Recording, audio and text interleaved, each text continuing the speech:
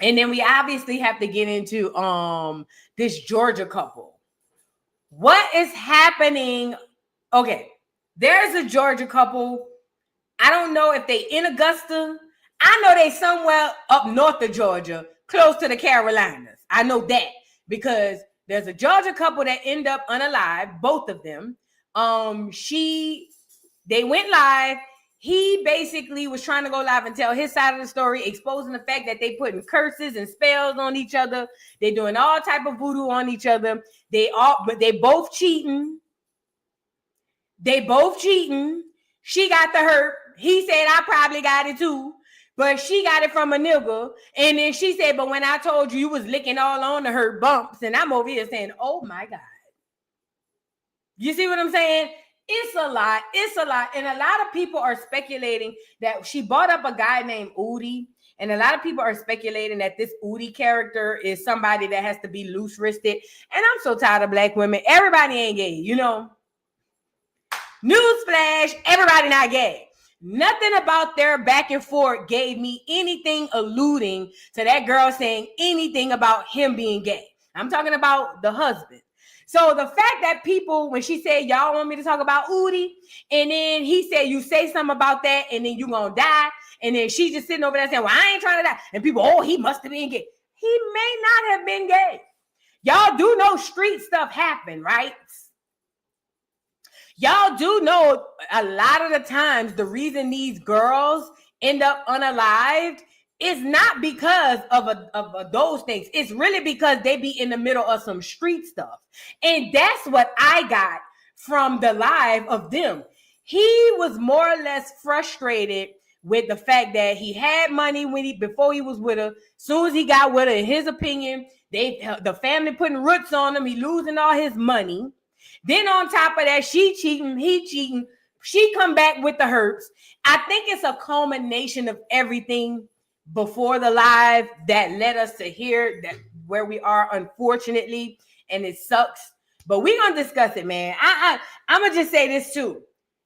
Any woman who saw that interaction and did not immediately see where things could have gone better on both ends, not just the woman's side, not just the man's side.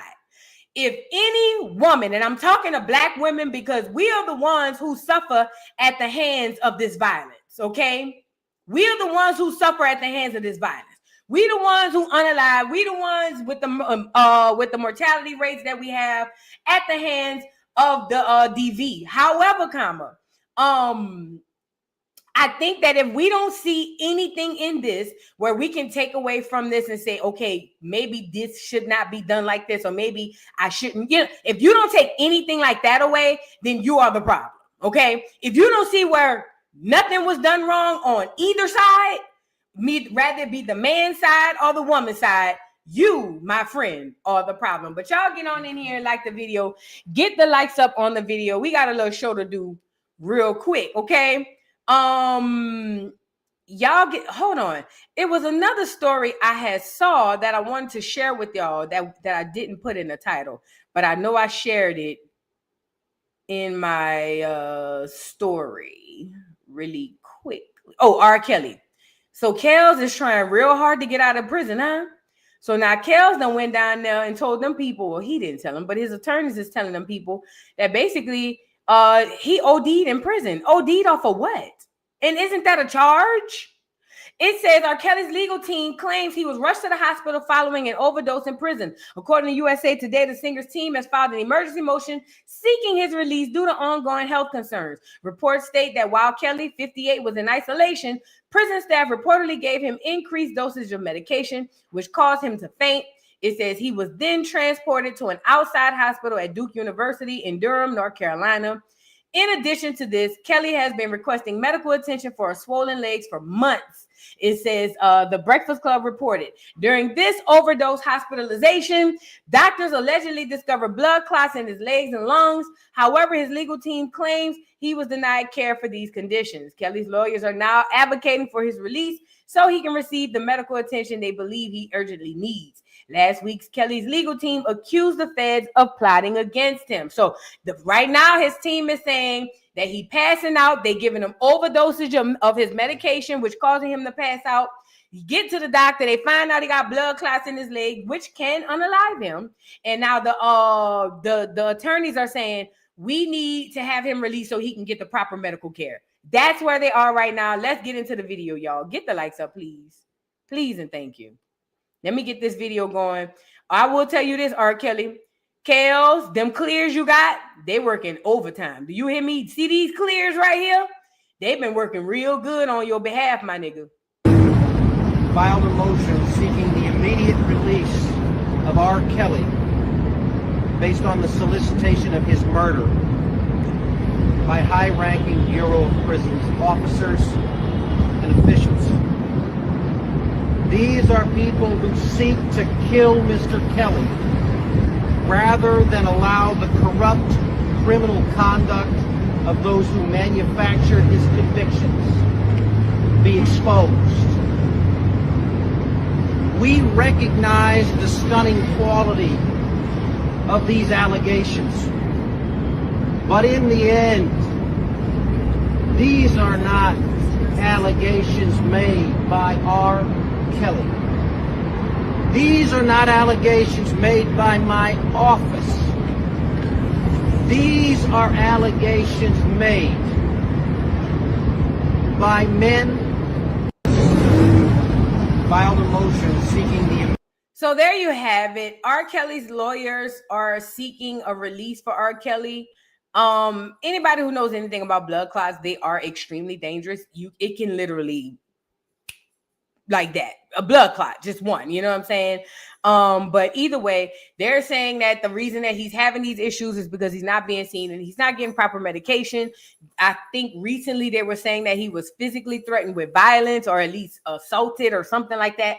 These clears are working overtime to get R. Kelly out of jail. R. Kelly, they are working overtime. Okay.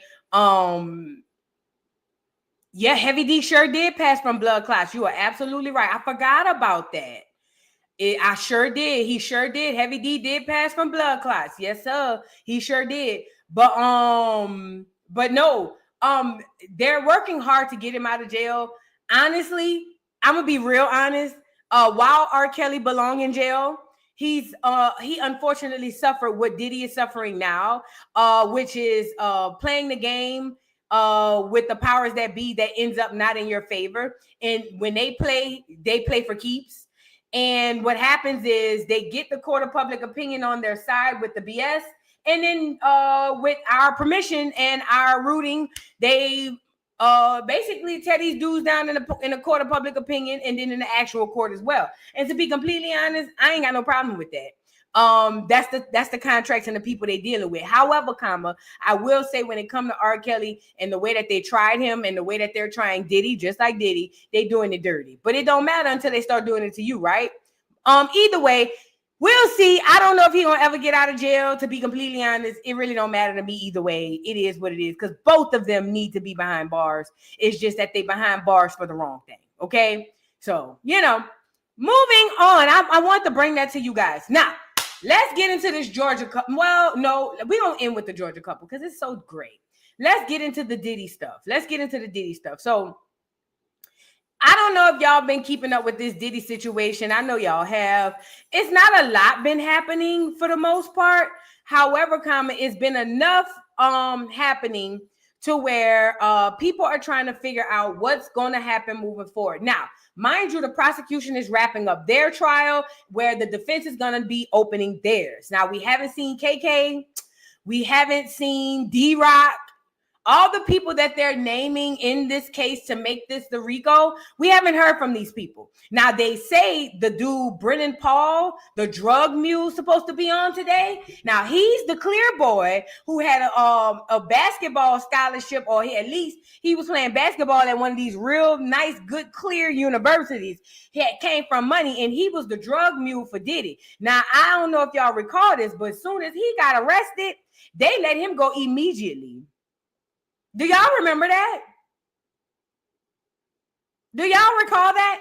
Like, they pulled him off that private jet. Remember when they were arresting Diddy and they were seizing everything and whoop-de-whoop? They pulled him off the private jet, and then it seemed like as soon as they turned around, he was gone off of it. And I'm over here saying, okay, he must know somebody.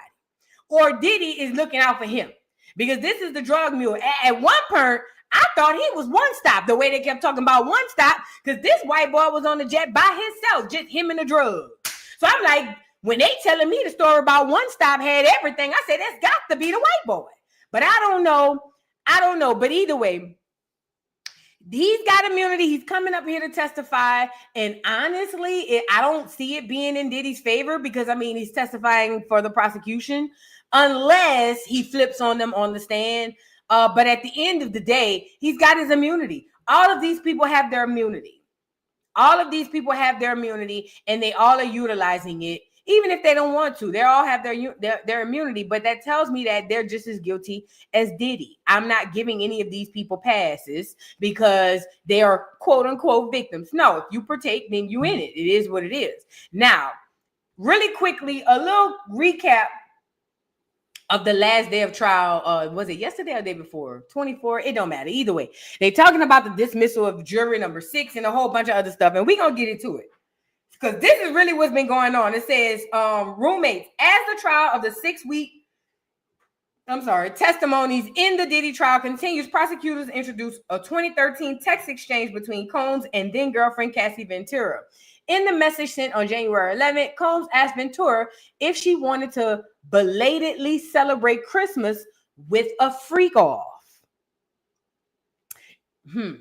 Okay, Ventura, no, he says, you horny, Combs text, LOL, yeah, Ventura replied, would you want to celebrate Christmas and have a freak off tonight or Friday? He continued, added that he had her Christmas gifts for the singer. So you got my gifts and you trying to get me piped? And then it says later on in the afternoon, the court was shown 2 pieces of video evidence. The first lasted 11 minutes. The second lasted nearly 40. Only the jury, legal teams, and the judge were allowed to see and hear the footage using private screens and headphones. The contents of the video remain sealed from the public record, but their inclusion marks a significant turn in the government's case. As we reported earlier, Judge Aaron Sumerian dismissed juror number 6 due to what he described as serious concerns to the jurors' candor. We'll keep you updated as the trial continues. Now, let's really be clear. So we talking about the juror being dismissed. We also talking about a Christmas freak off. A Christmas freak off. On the day white Jesus Christ was born off the bike, these niggas is over here talking about having a freak off. Y'all do know that is the day white Jesus Christ was born. So instead of these niggas going down to the church house and repenting to the white Jesus for their sins, they over there celebrating the gay Jesus with the freak offs. You get it? So I feel like that tells me that, first of all, Diddy was killing 2 birds with 1 stone. Number 1, I spent Christmas with her, but number 2, I get the freak off. Number 2, it tells me that Cassie was loving these freak offs more than y'all want to give her credit for loving them. You know what I mean? You see what I'm saying? Ooh, and I'm so glad you brought this up, Simeon. Ritual sex. Put a pin right here on that. Hold on. And when I say white Jesus Christ was born on Christmas, I don't mean the actual prophet of Jesus that we believe to know. When I say white Jesus Christ was born on Christmas, I don't want that to go over nobody's head, meaning it's fake, just like the holiday. Meaning the white Jesus Christ is just as fake as the white Christmas. Am I making sense? I hope so. Anyways, moving on. Ritual sex. Now, I'm glad you brought this up. I don't know where this come from. I've been grounding. And you know, sometimes the ancestors be talking to me, but sometimes Don Julio be talking to me too. Okay? Let's really be clear. So sometimes it might be the ancestors. Sometimes it might be the Don Julio. Who knows? You know what I'm saying? However, it came upon me. I don't know where I was or what was happening, but it came upon me with this ritual sex. Y'all know my brain goes for I'm a conspiracy theorist, but I'm starting to wonder or think, or this thought, I'm gonna just say with the thought that came in my mind. What if, get me up here. What if y'all, look, what if, remember, Diddy is a billionaire, right?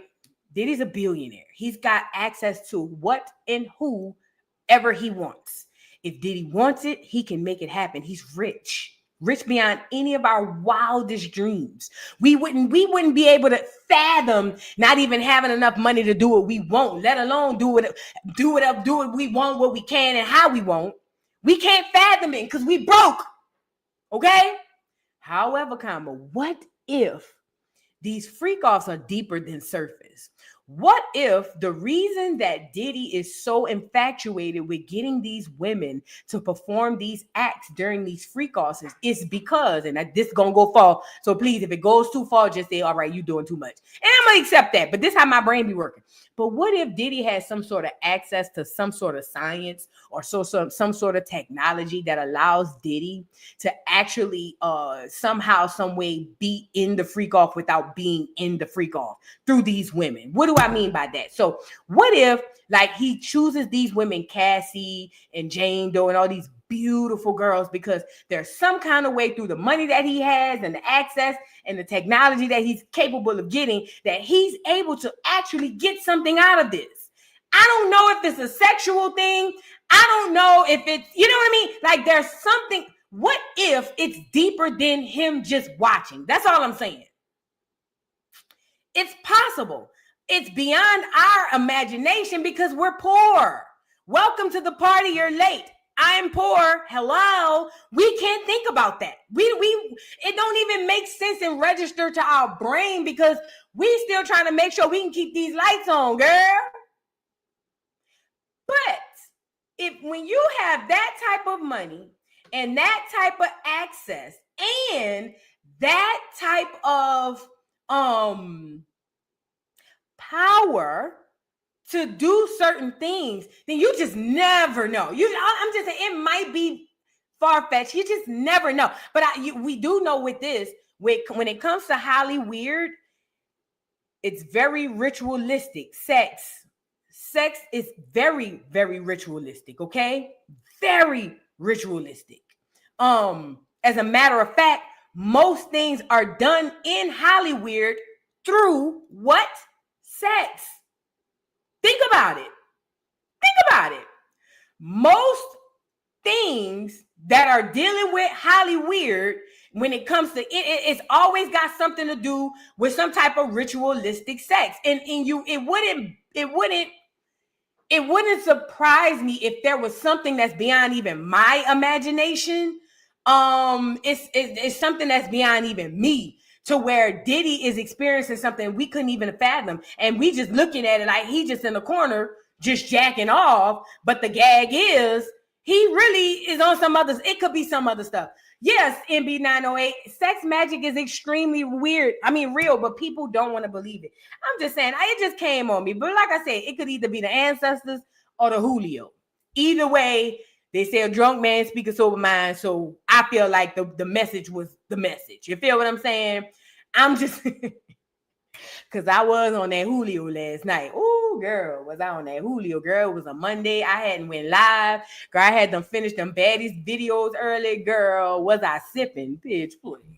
Girl, sipping down to the ground. So I don't know. Like I say, you know what I'm saying? Yeah, you're right, Lyric. I need to stay in the light. I got to stay in the light. Last night must have been the dark because I was thinking about all type of shit. Listen, last night I must have been in the dark because I was thinking about all type of shit. Everything was just crossing my brain, girl. But anywho, you guys get the likes up on the video, please, and thank you. Thank you for the super chat. How do you say your name? Devin Garrison. I hope I pronounced it correctly. You're beautiful. Thank you for the super chat. Hey, Vu, love you down to the ground. It's my 40th. It was my 44th birthday yesterday. Happy birthday, Devin. Happy birthday. Y'all drop some cakes in the chat for Devin and anybody else celebrating a birthday really quickly. And y'all take this time to like the video and drop some cake because y'all really be doing the most. Okay. Happy birthday to my girl, Devin. Come on, wiggle for Miss Peggy. Happy birthday, girl. Let's go, Miss Peggy. Y'all make it. Let's go, Peggy. Miss Peggy bother, Peggy bother, Peggy bother. Make that ass drop, make that ass rock. Ooh, make that ass drop, make that ass rock. Ooh, do it for a whopper, make it wobble for a whopper. Wobble for a whopper, make it wobble for a whopper. Ooh, Peggy Sue, ooh, Peggy, ooh, Peggy, ooh. Peggy about to say she about to work it like a black girl. Make that ass jump, make it rock like a black girl. Rock. You fine, Peggy. You fine, Peggy. Ooh, you fine, Peggy. Ooh, bow-legged Peggy and a booty kind of heavy. Bend it on over, girl, toot it like a levy. Bow-legged Peggy, booty kind of heavy. Bend that ass over, toot it like a levy. Lift that ass, lift that ass. Ooh, Peggy about to work, she about to rock, she about to move, she about to make it. Oh, Miss Peggy.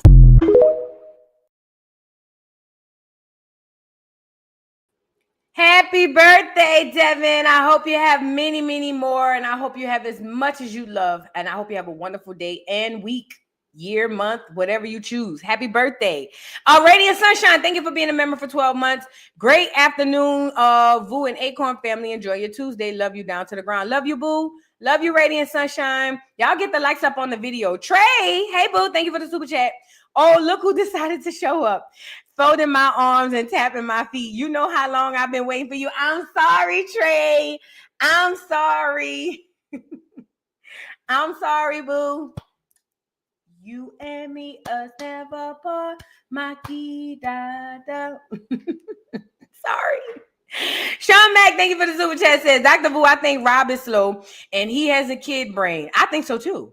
Rob was to abuse. We need to address this, Acorn. Retribution is needed, but fairly. And then hashtag straw, hashtag fair trial. This is a very good point because you know why I think a lot of people don't want to touch on Robert's abuse. And when I say Robert, I mean Kells, because it involves the black women and what they did.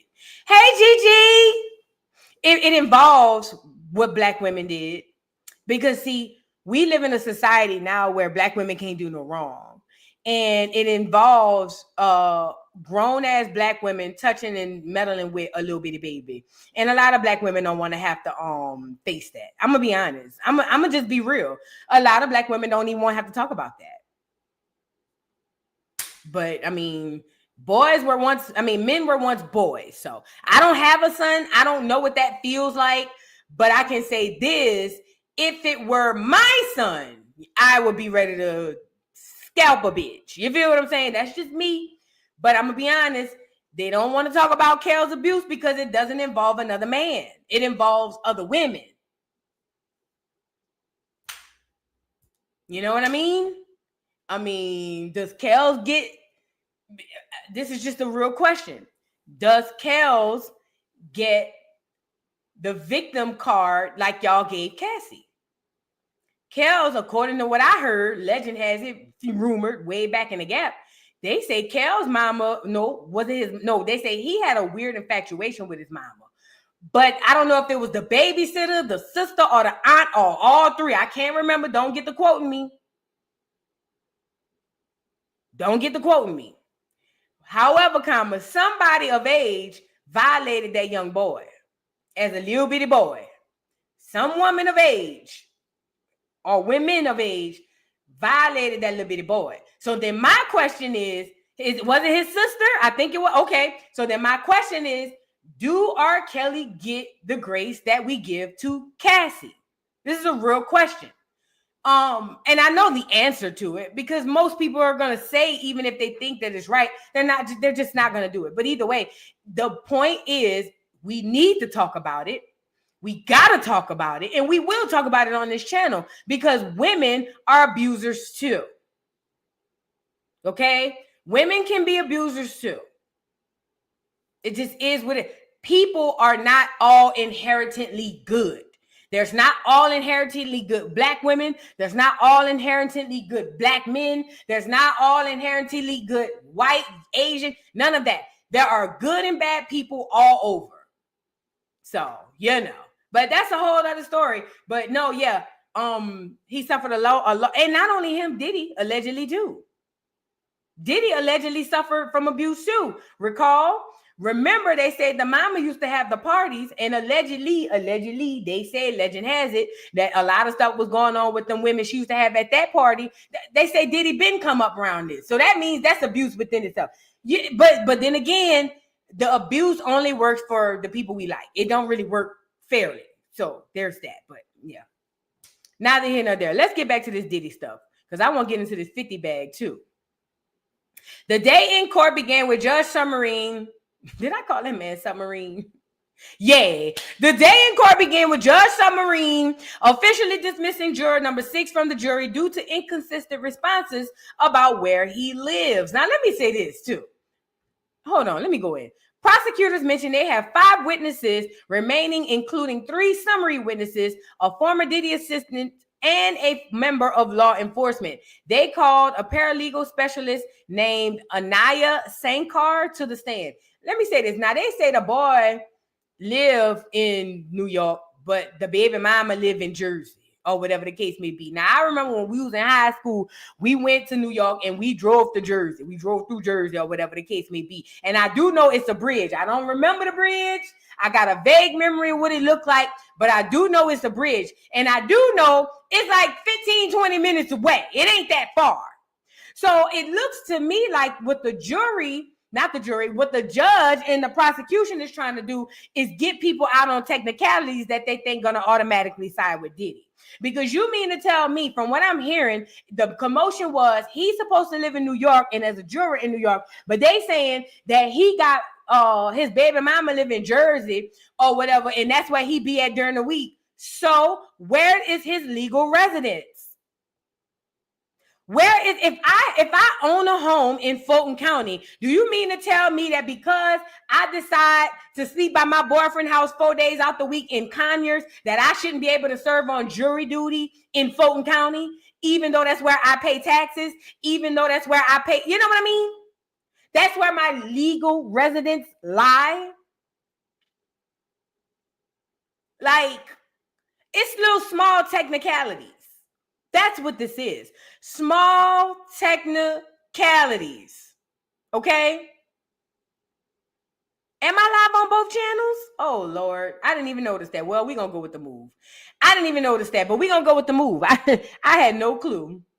Well, girl, hold on. Let me monetize the other channel. I didn't even know I was live on both channels. Well, y'all come on in here. Come on in here, girl. Welcome to the Morning Joke. Dollhouse people, I don't normally be rocking with y'all like this, but since y'all here, come on in. Be quiet. Sit down. Okay. This is normally not your bag, but since you're here, welcome on in. Welcome on in. This is normally not your bag, girl. So come on in, sit down, have a seat, make yourself comfortable. You feel me? If you feel like, this is a bit much and you're ready to come back for the baddies, I'm here for it. Go ahead on, exit quietly. You don't have to make an announcement. You know what I'm saying? But anyway, where was I going? I think that if the boy is actually paying taxes in in New York, it don't matter where he lives. If he lives here, there, anywhere, it don't matter. Okay? It don't matter. You know what matters? What matters is he's able to be there and be a juror, and he's legally a resident of the place. But I think that's what they're doing. So let's get into that. And then we got to get into who else they got the call of the stand, and then the paralegal and all that stuff. So it says, the jury has shown messages of how Diddy's staff planned freak-offs for him and Cassie. Various messages show Diddy's former assistant and former chief of staff, Christina Coram, discussing getting $4,000 in cash, adding an escort name to the hotel room, and the need to re-up on baby oil. Let's start here really quickly. So they're trying to prove, I'm telling you right now, how they're trying to prove the RICO. Normal RICOs have involved money, meaning a profit, meaning normally I'm using coins, bags, money to fuel this ring of whatever it is illegal thing that I'm doing, and it's going to make me more money. That's a normal average RICO. But the government has been able to just redefine RICO however they please, depending on who they're coming after. Now, with Diddy's specific RICO, they're saying money isn't the motivation to cause the RICO. The motivation is fear. The motivation is abuse. This is why you're hearing all these people get on here and talk about how they've been beat up or witness abuse by Diddy. And if for the people who don't understand this, you don't have to be the person physically abused to be abused. You can witness someone else being abused, and then you can then in turn say you were abused as well. Welcome to the party, you're late. If you didn't know this, then you welcome to the party, you're late. You don't have to get R-worded. You don't have to be M-worded. You don't have to be S-A'd. You don't have to be S-H. As long as you're there in the vicinity, in the witness place, when this thing happens, you too can say that you suffered the same situation. I don't know if y'all know this, but welcome to the party, you're late. You're welcome, okay? So what's happening here is with this RICO, even if you get people on the stand who say, well, he never touched me, but I did see him pop Cassie upside the head, that then is still a form of abuse toward whatever worker is saying it. Are we tracking? So when you're hearing a lot of people talking about all this violence, and I was saying it too, this ain't a DV case. This ain't a DV case. And it's not. And it's not making sense. But when you understand they've gotten rid of the money aspect as the motivation and inserted the violence as a motivation and or tool to use to make these people do what you want them to do, then it really does put you back in the realm of a RICO. Just not with money. Motivation is violence. Okay, even though every single person decided that they wanted to go, nobody's yet has testified that they were forced to go to any freak off. Not Cassie, not Jane Doe, not none of these folks. Ain't nobody yet came on here and say that they were put against their will and put in any of these freak offs. As a matter of fact, it seemed to me most of them want the freak offs more than Diddy. Okay? I think the problem is what they're trying to do is say what rich folks do all the time, which is travel with women and have sex all over different countries and worlds and do nasty, freaky, dog, funky stuff. They trying to say that that's illegal because technically, by technicality, you are bringing women across lines and y'all having sex and you paying people and you forcing this girl to do it because you're beating her. Does that make sense? So that's what's happening right here. But I haven't seen a victim yet. I'm still waiting on the victim. I don't see Cassie as a victim. Y'all do. I don't. I'm still waiting on a victim. Every single person, Cassie included, said they'll go back to Diddy tomorrow. Said that they still love Diddy. Said that they have all these wonderful things. After all of these stories of him picking bitches up by the titties, after him holding one foot in the air like Chun-Li and heel kicking bitches for 30 minutes straight on. After this nigga blowing up houses and cars. After this nigga, you see what I'm saying? This nigga showing up like Marvel villains, appearing from backslide doors that nobody knew, trap doors from the floor. Niggas just jumping up, opening doors, busting through, knocking on the door. Who is it? Room service. And then as soon as you open the door, this nigga at the door with a knife, like Kill Bill. Next thing you know, y'all in the middle of a samurai fight. After all of that, these hoes is still on here talking about, well, yeah, if he invited me, if he asked me to work tomorrow, then I definitely work there tomorrow. I mean, to be honest, yes, he's a horrible monster, but he's not that bad of a guy. I haven't seen a victim yet.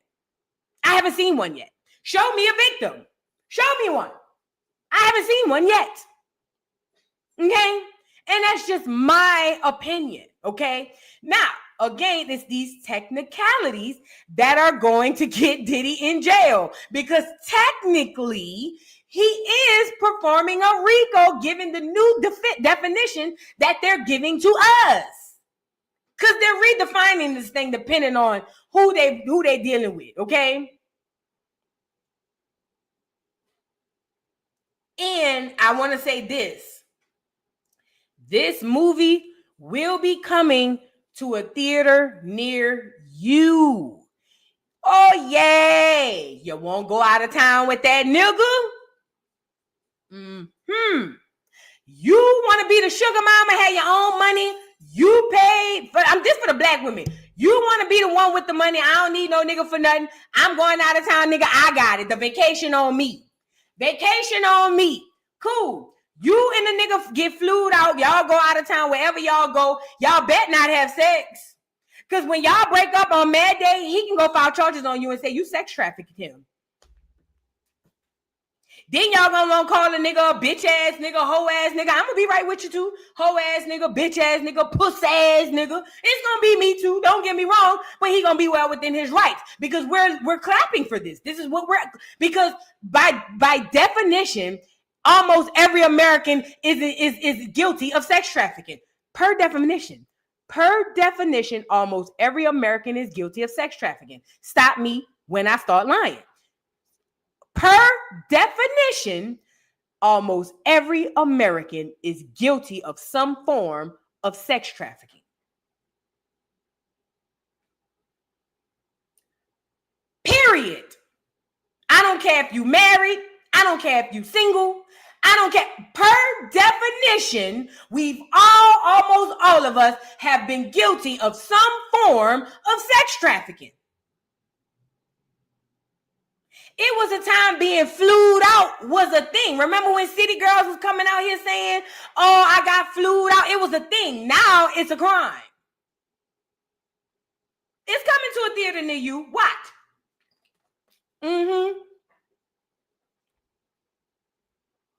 It's definitely coming to a theater near you. Watch.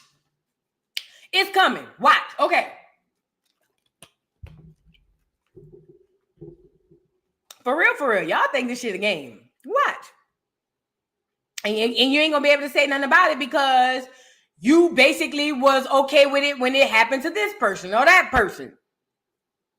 All right, the jury is showing messages of how Diddy staff planned freak offs for him and Cassie. Now, remember, the reason why they keep honing in on KK, because she's showing enterprise.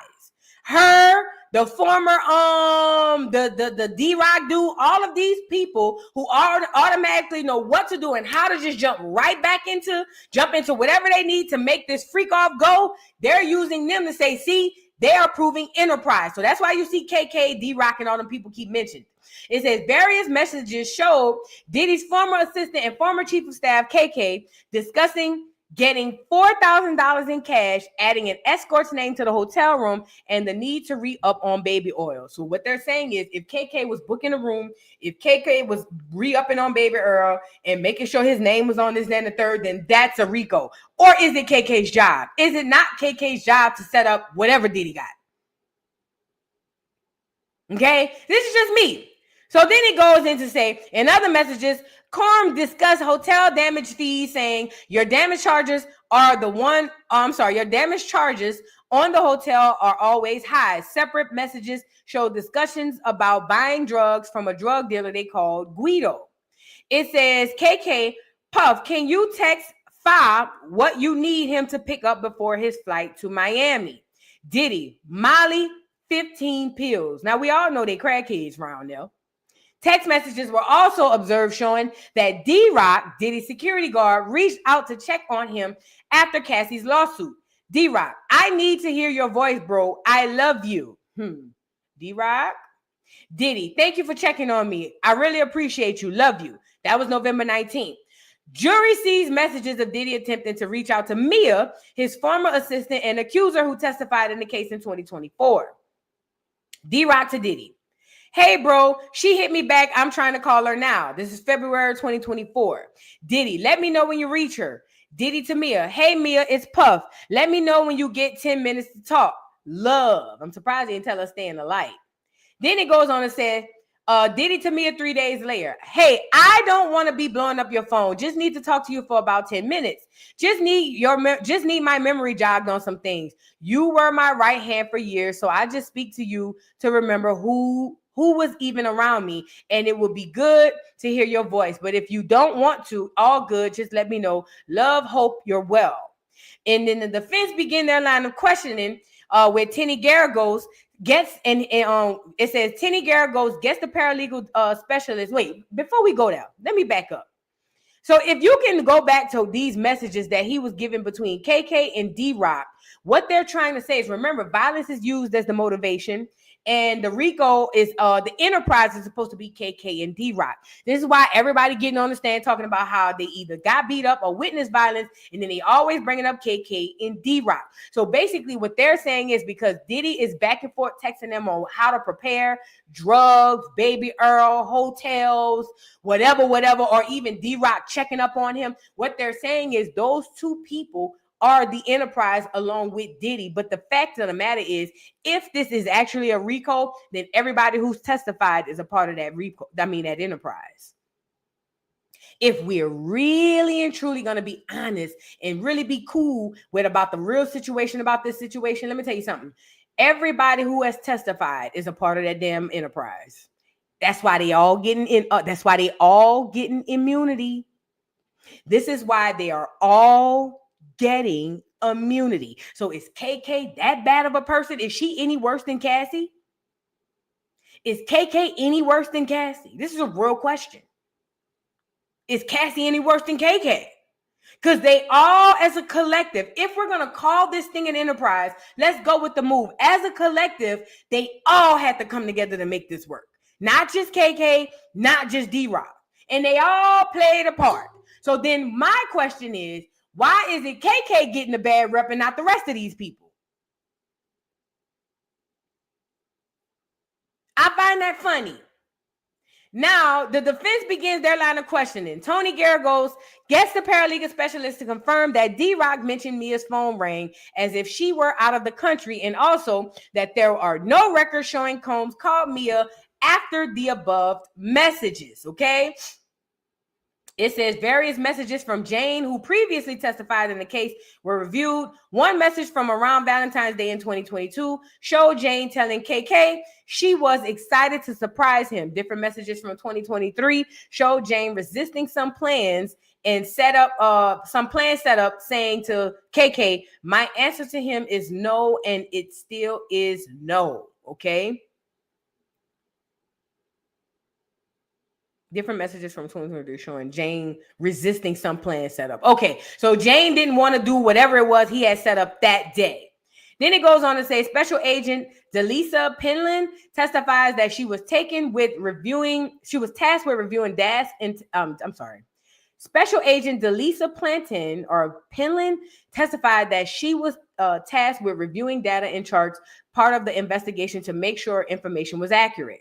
Prosecutor asked that agent to look over a flight records to belonging to Jules Theodore, one of the escorts Diddy and Cassie frequently hired for free calls, and text showed that Diddy messaged Jules about scheduling travel from New York to LA. The agent says, according to the messages, the meetup happened at the London hotel, sometime between December 11th and December 14th, 2009. Court should be resuming from lunch break shortly. Court is scheduled to end at 3 p.m. today. And that was today. It also goes on to say an invoice of almost $800 were reviewed in court from the Trump International Hotel after a hotel night with Cassie and Diddy was reviewed in court. The jury reviewed messages between Cassie and Diddy. Videos were also played under seal, meaning the jury could see and hear the footage, but not the members of the public. The jury was dismissed for the day. I want to add this too. They put in the headlines that there was an older lady who saw the tapes and they said she made a face. Duh.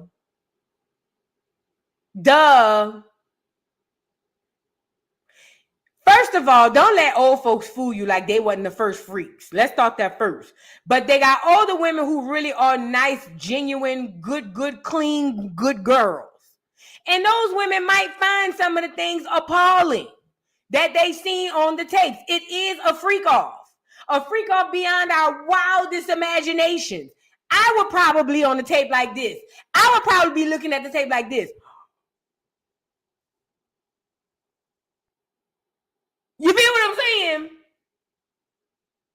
I would be doing the same thing. I would literally be doing the same thing. So I don't think that was newsworthy, but you know, it is what it is. Now they've dismissed that juror. I'm hearing there's another jury they claim that they want to dismiss.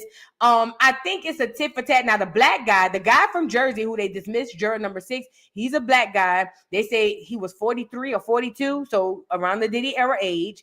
They say they got rid of him and replaced him with a 40 or 50-some-year-old white man. So that tells you there. You know what I'm saying? Yeah, we'll see how this works with this trial. But this trial has been birthing a lot of stuff. One thing that this trial has birthed is the 50 Cent drama. We all know that it has been rumored. I don't know it to be a fact, but it had been rumored that Jane Doe is 50 Cent baby mama. What's her name? Daphne Joy, allegedly. I don't know it to be fact.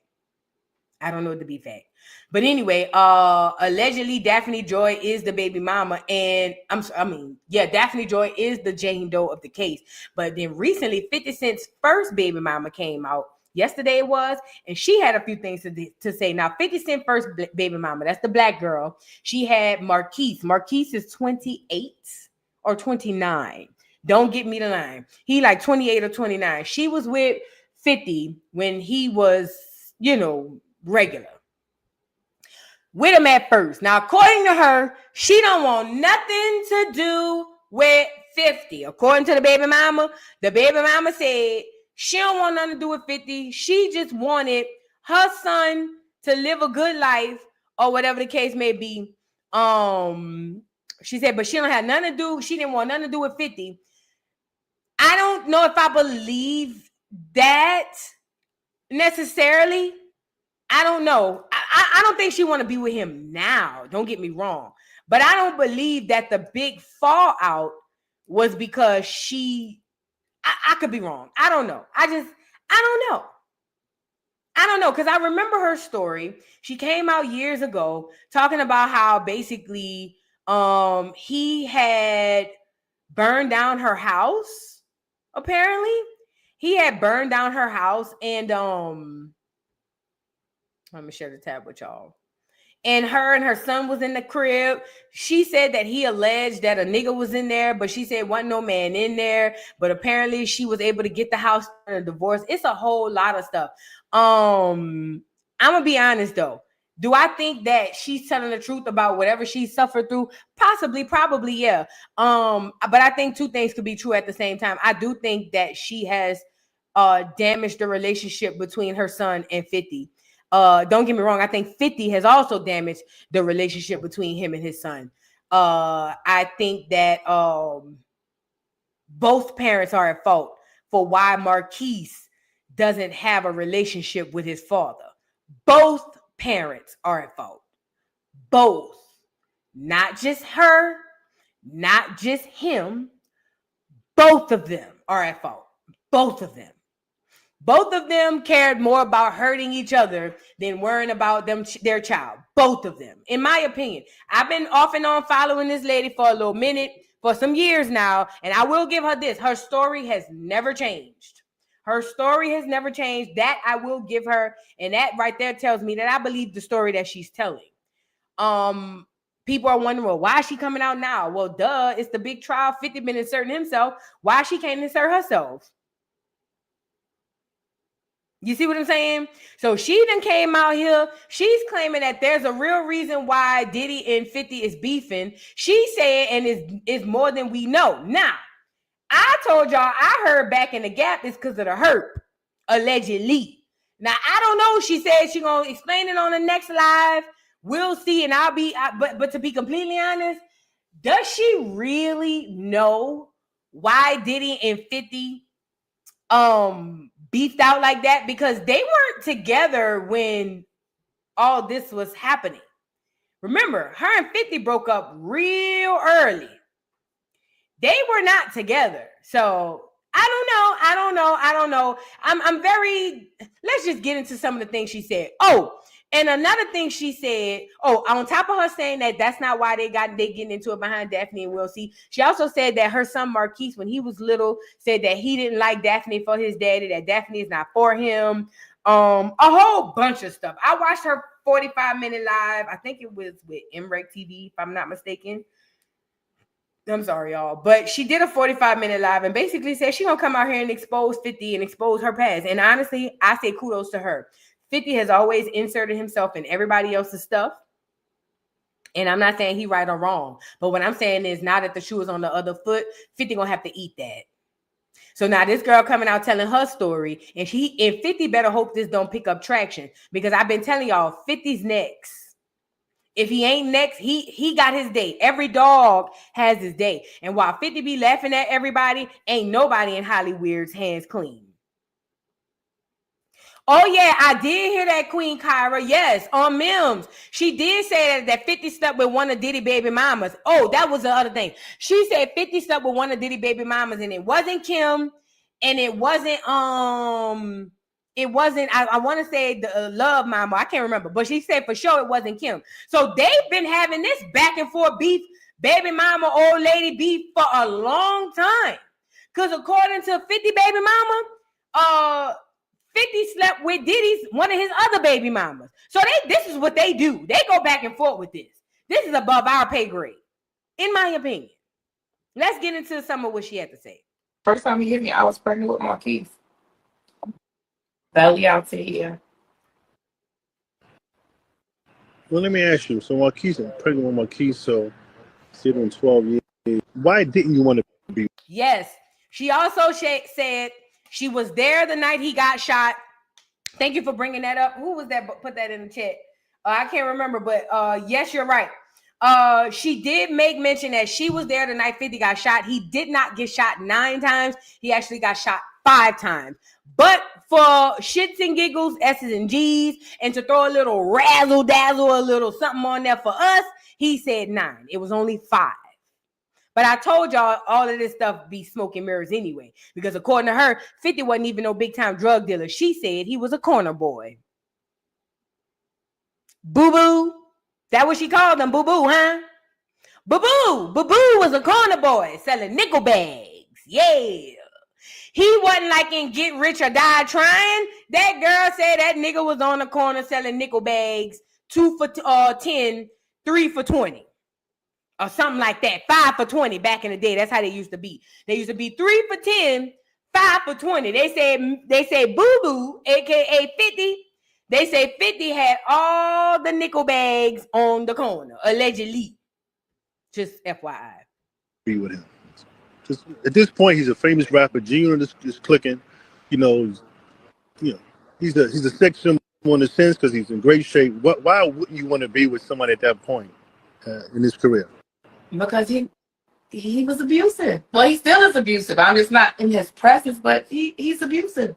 Emotionally, physically, he's abusive.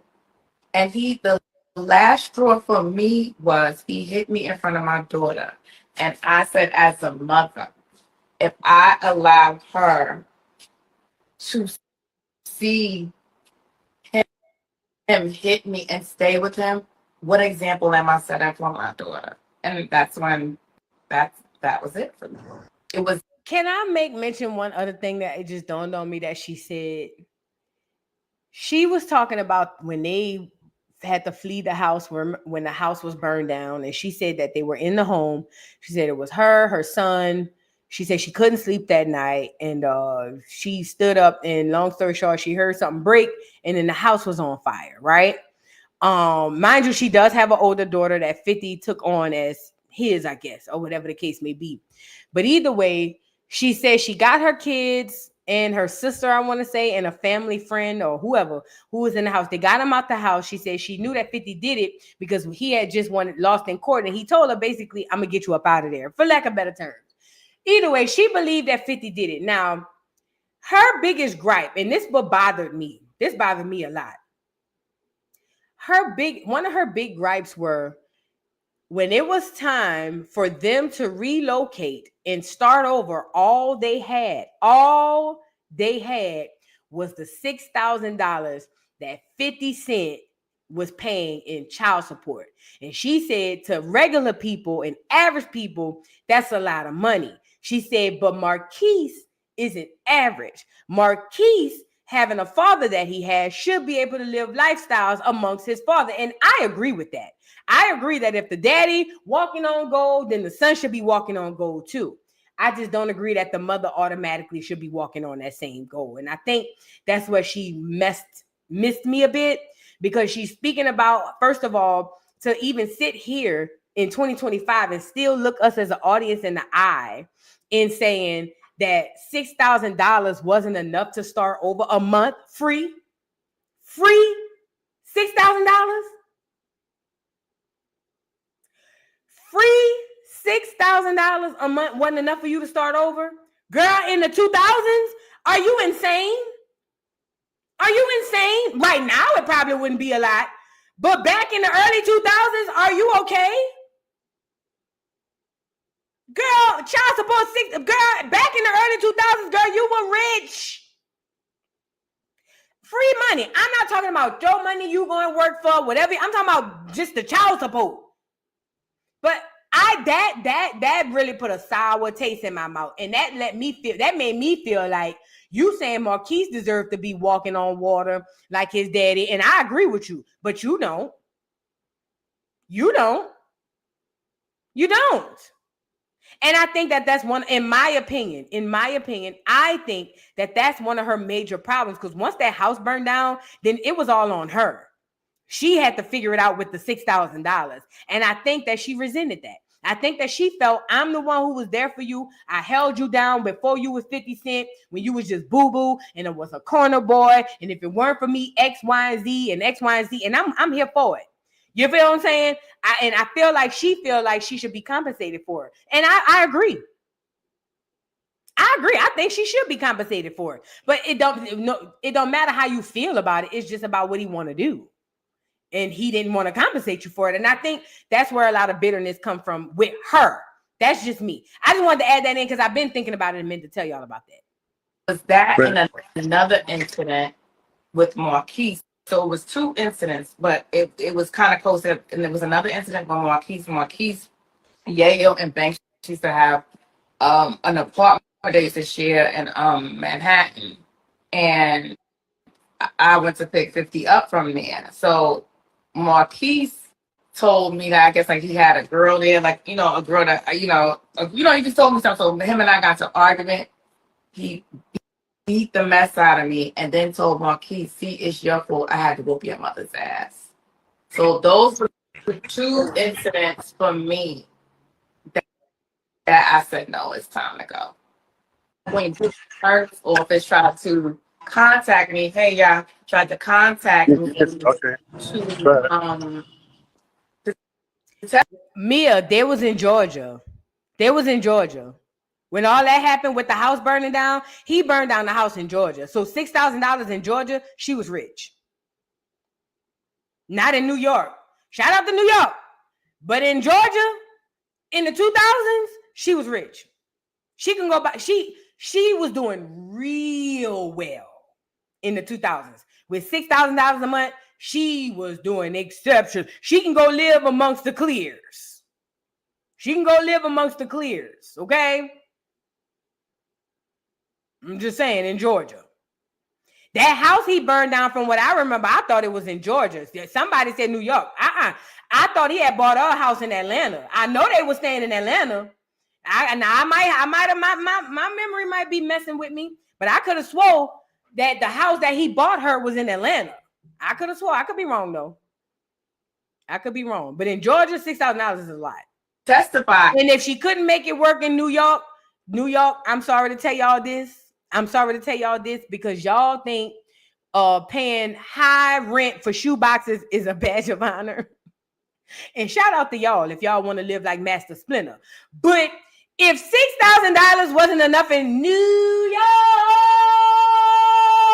she should have carried her ass down to the South. She got family down here, I'm pretty positive. Unless she Caribbean. If she ain't Caribbean, I'm pretty sure she got an auntie or uncle in the Carolinas, a grandma in Florida, an uncle in Georgia. You feel what I'm saying? A cousin in Virginia. Move around. Move around, nigga. I'm tired of y'all New York niggas. Y'all want to go. I'm tired. Niggas in New York want everybody to live like them. No, nigga, move. Hey, if it wasn't enough, make it enough. You feel me? That's a lot of money for the early 2000s. And I said what I said. That's a lot of money. Girl, that girl could have went got her a high-rise apartment in Atlanta. Shit, that bitch could have been sitting on top of the world in Atlanta in the early 2000s with $6,000 of free money. Have you lost it? Girl, please. Mississippi, shit, she done went down there and became the mayor, the governor. Hey, Mississippi, she would have had goddamn women putting flowers down on the ground when she walked. For $6,000 in the early 2000s, that bitch would have been getting sponge baths every morning by clear men with messed up teeth from meth.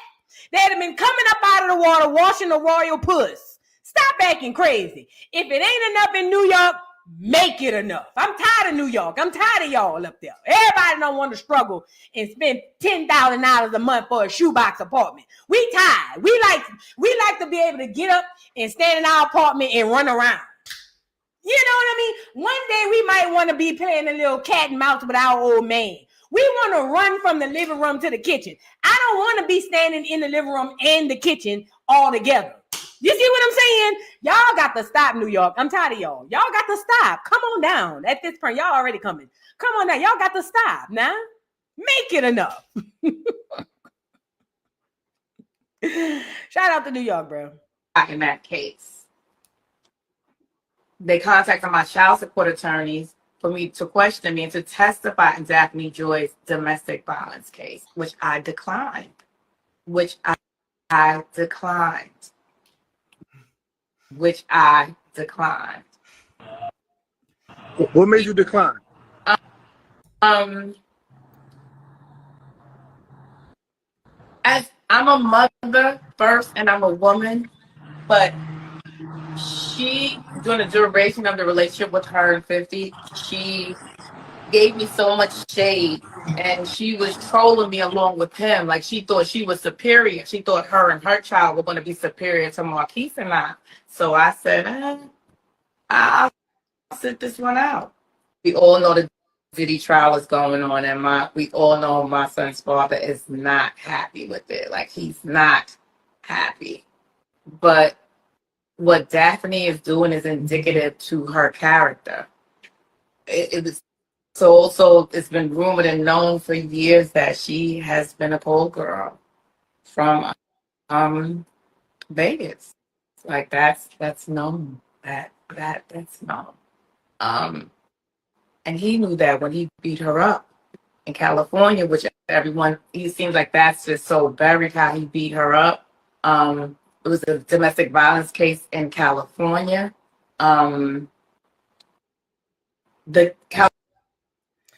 Wow. So according to her, she's alleging that 50 beat up Daphne Joy, but she said Daphne Joy ain't nothing but a pole girl. So I guess it sounds about right. She said he knew that when he met her. But you gotta look at that photo of Daphne and 50. Yeah, 50 Cent was 50 Cent. But 50 Cent wasn't the mogul that we know today when they dated. Yes, he was 50 Cent. Yes, he had done hung from the ceiling. He was in the club. I get it. However, if you look at the photo, you can tell a girl like Daphne was like, that was like his first start into like that bad bitch realm of the real ballers of Hollywood. Like now he's stepping into that lane. Now you about to start sharing bitches with LeBron and them. You see what I'm saying? He about to start sharing bitches with LeBron and Steph Curry and them niggas. You know what I'm saying? The ones who over here playing like they happily married. All them niggas about to start swapping spit. So it's different. And I think that him coming into a Daphne during that time, he probably thought she was the most gorgeous, beautiful thing. Perfect, can't do no wrong, don't matter what nobody said, don't matter what they say she is, I'm gonna be different because she's amazing. And then he saw real quick basically who she was. And to be completely honest, everybody in their mammy has come out in a roundabout way and have said that basically Jane Doe is Daphne Joy. Why do you think the baby mama is on this interview doing this doggone stuff about Daphne Joy? Everybody in a roundabout way has said that this is about Daphne Joy, and she is Jane Doe. And they're saying, everybody's saying that everybody knew that Daphne was a hoe, a slut, and a freak. However, when it comes to niggas, only black women can come back from that. The racially ambiguous ones, the Blasians, the Clears, they have their timer reset after every peen. Okay? So even though he knew she was ran through when he got her, because I'm pretty sure he knew that, because hell, Diddy knew it when he got her.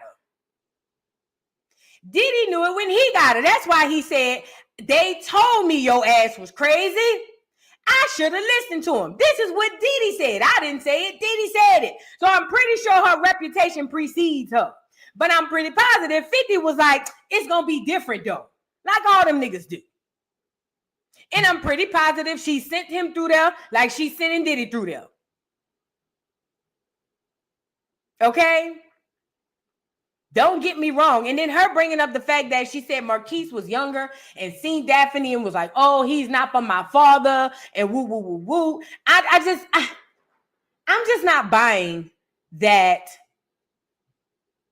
I'm just not buying that this baby mama want to see him in a happily ever after relationship. I just don't buy that. Because I wouldn't if I were her. And maybe that's why I don't buy it. Because I wouldn't. You know what I'm saying? And maybe that's my bias coming through. I don't know.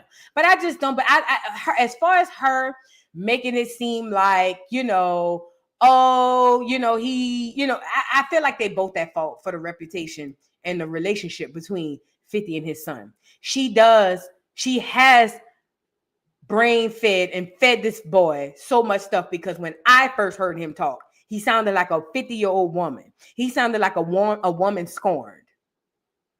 If any of you guys have ever heard Marquise talk, when he speak about his father and the relationship, he talk about stuff regarding the relationship between his mom and his daddy more than anything.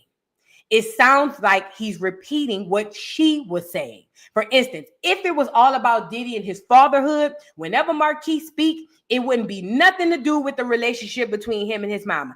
It'll be, yeah, whenever I try to call him, he don't pick up the phone. Whenever I text him, it might take him 10 days to text me back. I tried to hang with him. He said it would be that. It wouldn't be when I was 9, you hit my mama. You see what I'm saying? Or when I was 10, you cut off the child support and my mama had to figure out a way, you know what I'm saying, to make sure that we gonna live and die and this, that, and the third. And I'm just over here saying, it sounds like you're repeating what your mother has said. Because as a woman and as a mother, there's certain things I would be on the phone talking to my homegirls about. Bitch, this nigga done left me in this house with this baby. He done burned down the house. I don't know where I'm gonna go. Me and my child gonna have to figure it out. That's what it sounds like women do. So I do believe that she did brainwash him. Yes, she did. And 50 played his part by using the fact that she brainwashed him as a reason to separate and distance himself from his fucking identical twin. And that's why 50 going through a lot of the stuff that 50's going through. I hope y'all know it. 50 like to make play like everything's all cool on the home front. 50 is probably suffering because a person who don't do right by their children will never have luck and they will forever be cursed. Let's really be clear about it for any circumstance.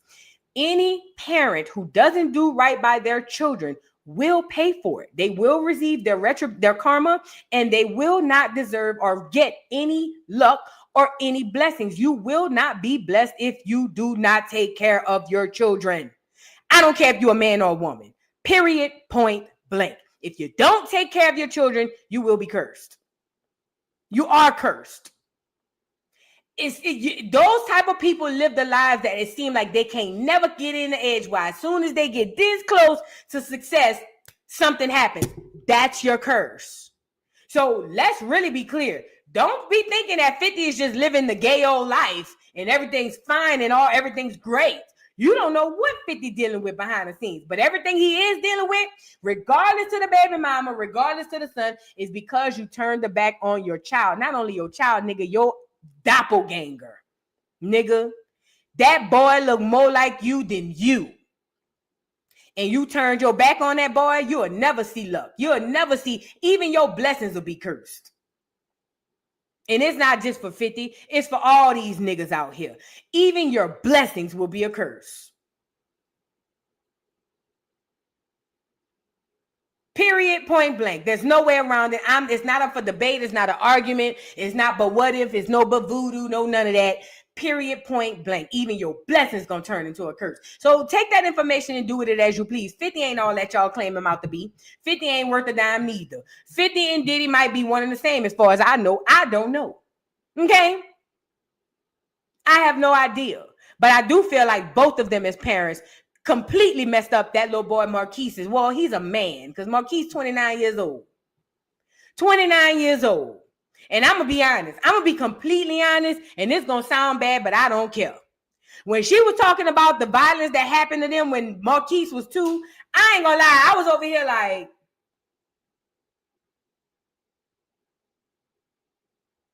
okay, girl. I'm not saying she got to get over it, but Marquise is 29 years old. Hello? Now, unless she on here just trying to drag 50, then I'm here for it. But girl, your baby's 20. You know? I ain't gonna lie. It crossed my mind, bitch. If that was the case, I got a few stories I won't get on here and tell, bitch. I remember this boy. We had made up fake names, and we had got a Motorola two-way pager, and we had got buku of them. My name was Katrina. I ain't gonna tell you my name because they might come get me. But anyway. So I remember we had these Motorola two-way pages, and this boy, now I had a boyfriend, but he had liked me, and he wanted to use my page, and I ain't let him. So he took and broke it in the middle of the street. And then when I got mad and was like, I wanted to fight him, my friends went to jump and help me fight him or to have my back. And he said, I'll knock all 3 of you bitches out. Bitch, I felt played. And he walked away. And that's not funny. But I got a story to tell if that was the case. Because that was about 28 years ago. I got a story to tell. That nigga broke my Motorola two-way pager. And that bitch was shattered a million pieces in front of the street. This was back when the two-ways was lit. Okay? Ex-soldier. Ex-Draco. He know. So for him to break my Motorola two-way pager, I can't call and get an insurance claim. I'm already lying and scamming. Okay? So if that was the case, I got a story to tell from 28 years ago. But either way, you know what I'm saying? Yeah, I felt abused. That nigga said, say something, I'll punch all 3 of you bitches in the mouth. And I was like,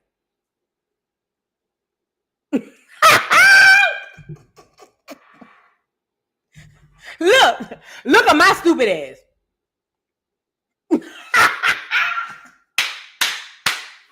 Then when he left, I looked at one of my friends. I said, bitch, we could have just jumped them. She was like, shit. I did. That was a time. That wasn't funny, but today's society, y'all don't want the boy in the electric chair. Today's society, y'all will be over there trying to hang the nigga at the stake at high noon. Back then, after he left, only after he left, we was laughing. After he left, we laughed. And they laughed at me because they was like, aha, bitch, he broke your two-way. Bitch, what you want me to do? I can't fight the nigga. The fuck? I never forget. His name was Yanni. I never forget Yanni. Yanni was chocolate. He had dreads. Ooh. And he always had nice clothes. He had his mama and them. I think his mama messed with drug dealers. Yanni, I know Yanni broke my two-way. You dirty bitch. But anyway, I'm getting off subject. But yeah, if that was the case, I got a story to tell. But so I kind of was just like, you know, but it's good to hear the dragging of 50, and I'm here for it. But I'm gonna keep my ears open to this because she claims she knows why 50 and Diddy is really beefing, and according to her, it's not why any of us think. And I'm really curious to know what this is about or what she's going to say. So I will keep my ears peeled to that today. Okay. Now we got to get into the final story. Shout out to everybody in the building. Y'all get the likes up on the video, please. It's literally free. It's literally free to get the likes up on the video. Esther Messiah, thank you for being a member for 11 months. One time for Choco, the real African. Yes, shout out to Choco, girl, on Baddies Africa. Baby Choco came in there and beat the brakes off of Diamond Body, didn't she? Girl, beat the brakes off of Diamond Body. Diamond said, this bitch fighting me like she fighting for her land. I said, you know what? Shout out to DTB. Miss Kitty, thank you for being a member for 12 months. Hey, boo. I was on the verge of putting out an APB on you. So glad to see your lovely face today. Thank you so much. Sorry about that, y'all. I had got caught up in cutting grass yesterday, and I had to finish cutting grass this morning. That's why I was late. But I got caught up on some stuff, so my bad, y'all. My apologies. MOB, thank you for being a member for 13 months, says, hey, Acorn, boo, you are live on both channels. Thank you for telling me that, because I had no clue. But since y'all here, come on in, get the likes up on both channels, honey. Fish and Bread, thank you for the super chat.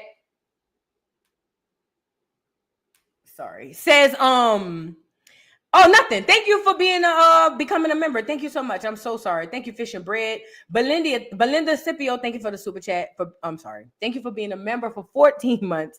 Says they worked the juror. They wanted the juror gone. Miss you, Voodoo. Yeah, I think they wanted that juror gone because that's the juror, if I could recall, that's the juror that Armand them was saying was Team Diddy. Remember, not just Armand. I think I heard a couple of other content creators talk about how it was one juror you can tell was Team Diddy. And from what I'm hearing, juror number 6 was that juror. And if that's the case, then it makes sense, okay? But that's what they were saying, that juror number 6 is the one that was Team Diddy. Outside the box, thank you for the super chat, says, can you pull up the DOJ's initial reading of charges against Puff from last year? Where would I find it? If somebody can send it to me, I don't mind. TL, thank you for becoming a new member. If somebody can send it to me, I have no issues with doing that. And thank you for the super chat. All this time, I thought I was a damn member on both of the channels. I was today years old when I realized I wasn't. Love you and support you down to the ground. Now let me go back to work, girl. Yes. Thank you so much for the super chat, TL, and thank you so much for the support. I appreciate you. Thank you. Kiki31, I love it here. Thank you so much for being a member for 4 months. I'm just trying to get rid of some of these super chats so we can go through this Georgia couple. Okay. Divine Empress, thank you for the super chat, says, and sadly, if the son picks up 50's hate, it could turn into a generational curse. So bad. Yes, it will. Most of the times it will. And unfortunately, even if he don't want to be like his daddy, it's certain things he gonna pick up from his daddy. It's just life. It's the way it is. You know what I'm saying? And it sucks, but it is what it is. It's certain things, even the bad things, he's going to pick up from. A lot of us have a parent or parents that we be like, I do not want to be like that. But then a lot of times we find ourselves picking up same habits and doing certain things, and it grinds us or it gets us upset. That's what's going to happen with Lil Curtis. If you ask me. The Patrice Project, thank you for the super chat, says, Miss Juvu, I was bored working without you. Why is there no condom used in Hollywood? It's disgusting. Didn't Usher settle with that lady who said he gave her herpes? Yep. How now? Where's my nephew Saint? Girl, he over there on the couch. Don't say his name too loud. Oh, he didn't move. Oh, but as far as why is there no condoms in Hollywood? Because it interferes with the sex rituals. If there are condoms, then you interfere with the ritual. See, the ritual is all about fluids, body, like, you know, and stuff like that. And you need unprotected sex in order to perform said rituals. I just told you, most of the people, most of these sex situations that we see, and a lot of that stuff are ritualistic. Okay. And I think that that's the reason why they don't use condoms. Plus, they nasty. And they feel like I'm a celebrity I can't get or I won't get. And as we are seeing, just like you said, allegedly some girl settled with, what's his name? Usher, claiming that he gave her the herpes. That's crazy work. But that goes to show you, because I'm not going to lie.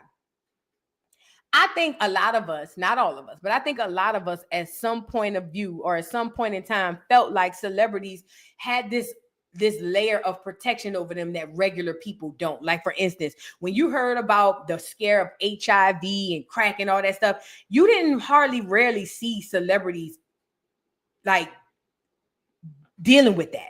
That was nigga shit. You know what I'm saying? Oh, the nigga around the corner, he caught AIDS. Or the nigga up the street, he smoked crack.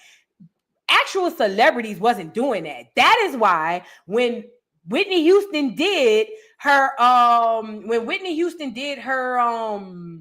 her interview, what's the first thing she said? Crack. Ew, crack is whack, because it was beneath them. But the fact of the matter is that was the first open curtain we got to understanding that these celebrities are just like us. They don't have that invisible layer of protection that we believe they have because they celebrities. And we all to some degree have or think like that. You know what I mean? So I see why a lot of these girls don't have no problem sleeping with these celebrities unprotected, because they think, okay, they're choosing from a smaller pool of women. It's just them. You know what I mean? They not in here with all the diseases and all that stuff. They should be more safer. Girl, the lies you tell. The lies you tell. It just don't always work out like that. It just don't. It truly don't. Unfortunately. But all these coincidences is with the herp, Usher allegedly being settled out of the court, and allegedly coming up on Diddy, and allegedly Diddy them having it, and allegedly Diddy them and Cassie gave it to Adi, and allegedly Cassie had it in the mouth and the cooch. All these coincidences around this herp. Okay, y'all can take that information and do with it as you please. Outside the box said, I just sent it to your Instagram. Let me go see. You said you just sent in. Hold on. Where did you send it? I saw this, so sad. Did you send it in the group chat? Let me see. Oh, here we go. All right, let's read the original charges for Diddy, or let's get into it. And streaming like a star was as simple as hitting record. With Riverside, it's just that. Riverside makes the that used the business empire he controlled to carry out criminal activity, including sex trafficking, forced labor, kidnapping, arson, bribery, and the obstruction of justice. Let me say a little bit more about the charges.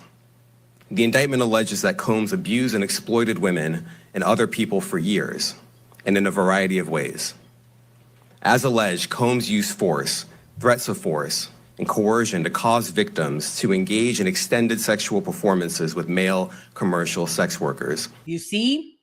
Remember, I told you, in this particular RICO, they're not saying that money is the motivation. That's why they're not worried about a profit. What they're trying to say is Diddy used violence to coerce and force these people into these freak-offs. They're saying that there's an enterprise there and Diddy's in charge of it. And basically what he's doing is, instead of paying them and incentivizing them to do these things on their own, he's forcing them through violence. That's why everybody on the stand coming on here talking about how he done knocked their head between the washing machine and dryer, or they seen them do it to somebody else. Some of whom he transported or caused to be transported over state lines. Combs allegedly planned and controlled the sex performances, which he called freak-offs, and he often electronically recorded them.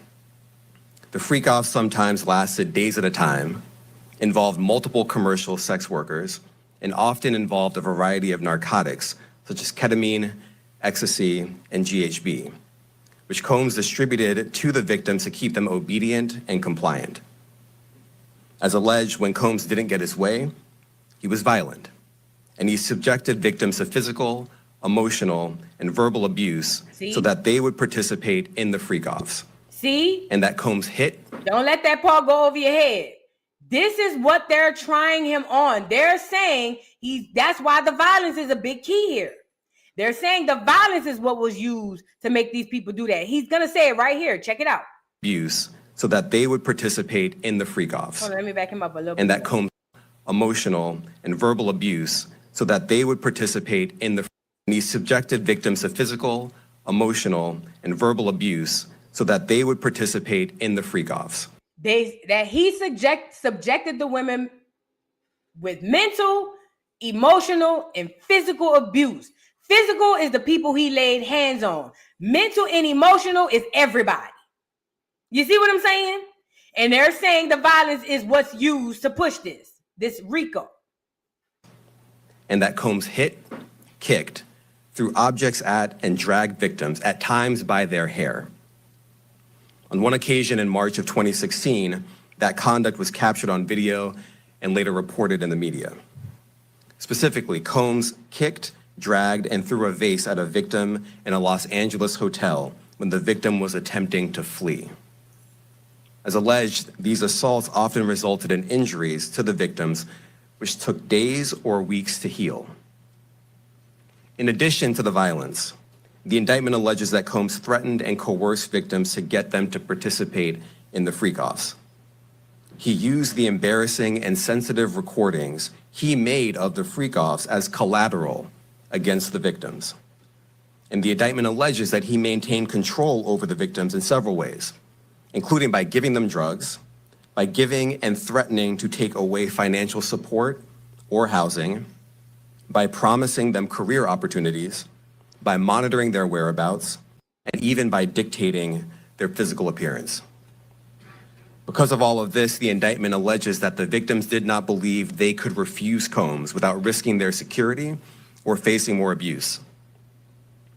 The indictment also alleges other acts of violence undertaken by Combs and others, including violence against witnesses to his abuse, kidnapping, and arson.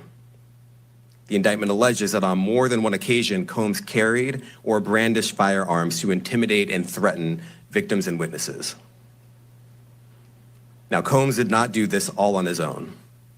As I mentioned, Combs has been charged with RICO conspiracy. He used his business and employees of that business and other close associates to get his way. Sorry about that, y'all. So they're laying out the charges on what they're indicting him on, and that was it for the video. But they laid out the charges of what it was, and we didn't pay attention to it the way that it's being said. But basically, violence is the catalyst for this RICO, and they're trying to say that the enterprise is Diddy, KK, and D-Rock. That's the enterprise, and violence is the catalyst. And this is what he's using to force these people into these freak-offs. Now, I think that some people say it is a RICO. Some people say it ain't. Honestly, I haven't seen one person be forced yet. I haven't seen one person be forced into a freak-off yet. But neither here nor there. It is what it is. Let's get to this Georgia couple. We just got to keep our eyes on it. We just got to keep our eyes on it. And that's another thing. I'm glad you brought that up, Simeon. Not only is there no evidence that Diddy blew up the car, there's still no evidence that Diddy was even in his house. Yes, Diddy was at the house. That, yes. But we still haven't had any proof that Diddy was in the house or that Diddy blew up the car. We have not proven that yet. I get it. People are saying hearsay, but there has not been anything if I'm a juror, that proves to me that he blew up the car. I haven't seen it yet. Do I think he was there? Hell yeah. Do I think he did it? He probably did it. But I don't have, beyond a reasonable doubt, something in front of me that tells me that he did this. I just don't. But do I think he did it? Yeah, absolutely. Hell yeah, I think he was there. Hell yeah. Hell yeah, I think he was there. Without a doubt. You know what I'm saying? But that's how it goes. We got to move into this Georgia couple. So, y'all, it's been crazy. It's been a crazy time, y'all. The internet and the world is in shambles, okay? And let me tell you why. So, there's this couple on the internet that went live. And they went live basically exposing each other. Or at least that's how I took it. The guy came on originally to expose the girl. Now, this ended up, obviously, unfortunately, this ended up in both parties being deceased. Both parties were deceased after this incident. And this goes to show us about social media, clout, and how this stuff can really go terribly wrong, and how also unhealed and unwell people should not be in relationship with anybody. I don't care if it's sexual. I don't care if it's friendship. If you are unhealed and unwell, you do not need to be in relationship with anybody. That will not solve your problems, baby. It will only make things worse because you have real work to do on yourself. And I'm saying this for anybody. Okay? That's just me. I'm saying it for anybody. Unwell and unhealed people should not be in relationship with nobody. So anyway, where were we going? So Shamarcus and Zaria Card, Those are the names. So this couple goes live, and I'm gonna just give you a brief synopsis of what all was said during this live. Now, I had to watch it a few times.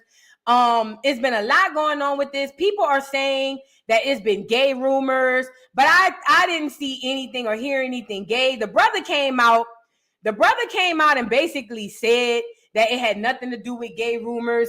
And honestly, I think that's what some black women go to is, oh, he had to be gay, he coming home from jail. But to me, it gave me a bunch of street stuff that was happening that this girl was doing that was putting herself in a large amount of danger. And let me say this. A lot of the times in New Orleans, in the world, in America, in Black America, a lot of the times when you see these young girls being unalived, not all the time, but a lot of the times they unalived for being involved in a lot of street stuff, okay? Some girls like to be messy with the street stuff. And that is the most dangerous thing you can ever do. In the words of the prophet Juvenile, he said, a bitch will get you killed. That's the way I think. From some old bitch ass nigga trying to receive my bank. That's what the prophet Juvenile said. And let me break that down for you in this particular situation. This boy here, Shamarcus, just come home from jail. According to Shamarcus, before he met Zaria, he always had money. He came up on a settlement in jail, and where he was taking care of Zaria while he was locked up. Okay? Now, according to him, they both cheated. They were both cheating. According to him, she would cheat, he would cheat. According to him, while he was locked up, he had pen pals, but she was actually out here jugging, getting popped. Mind you, just like most black people, you can't do much outside your proximity. So it seems to me the niggas she was cheating with and skeeting on was niggas he either knew or knew of. Everybody knew who all these people was, okay? So now he comes home from jail. The girl done been taking care of the girl. They obviously toxic. The brother had done came out and said that basically they were both so toxic that they would get into arguments and fights. And if you would jump in to try to break it up, that both of them would turn on you. This is what his brother said. Okay?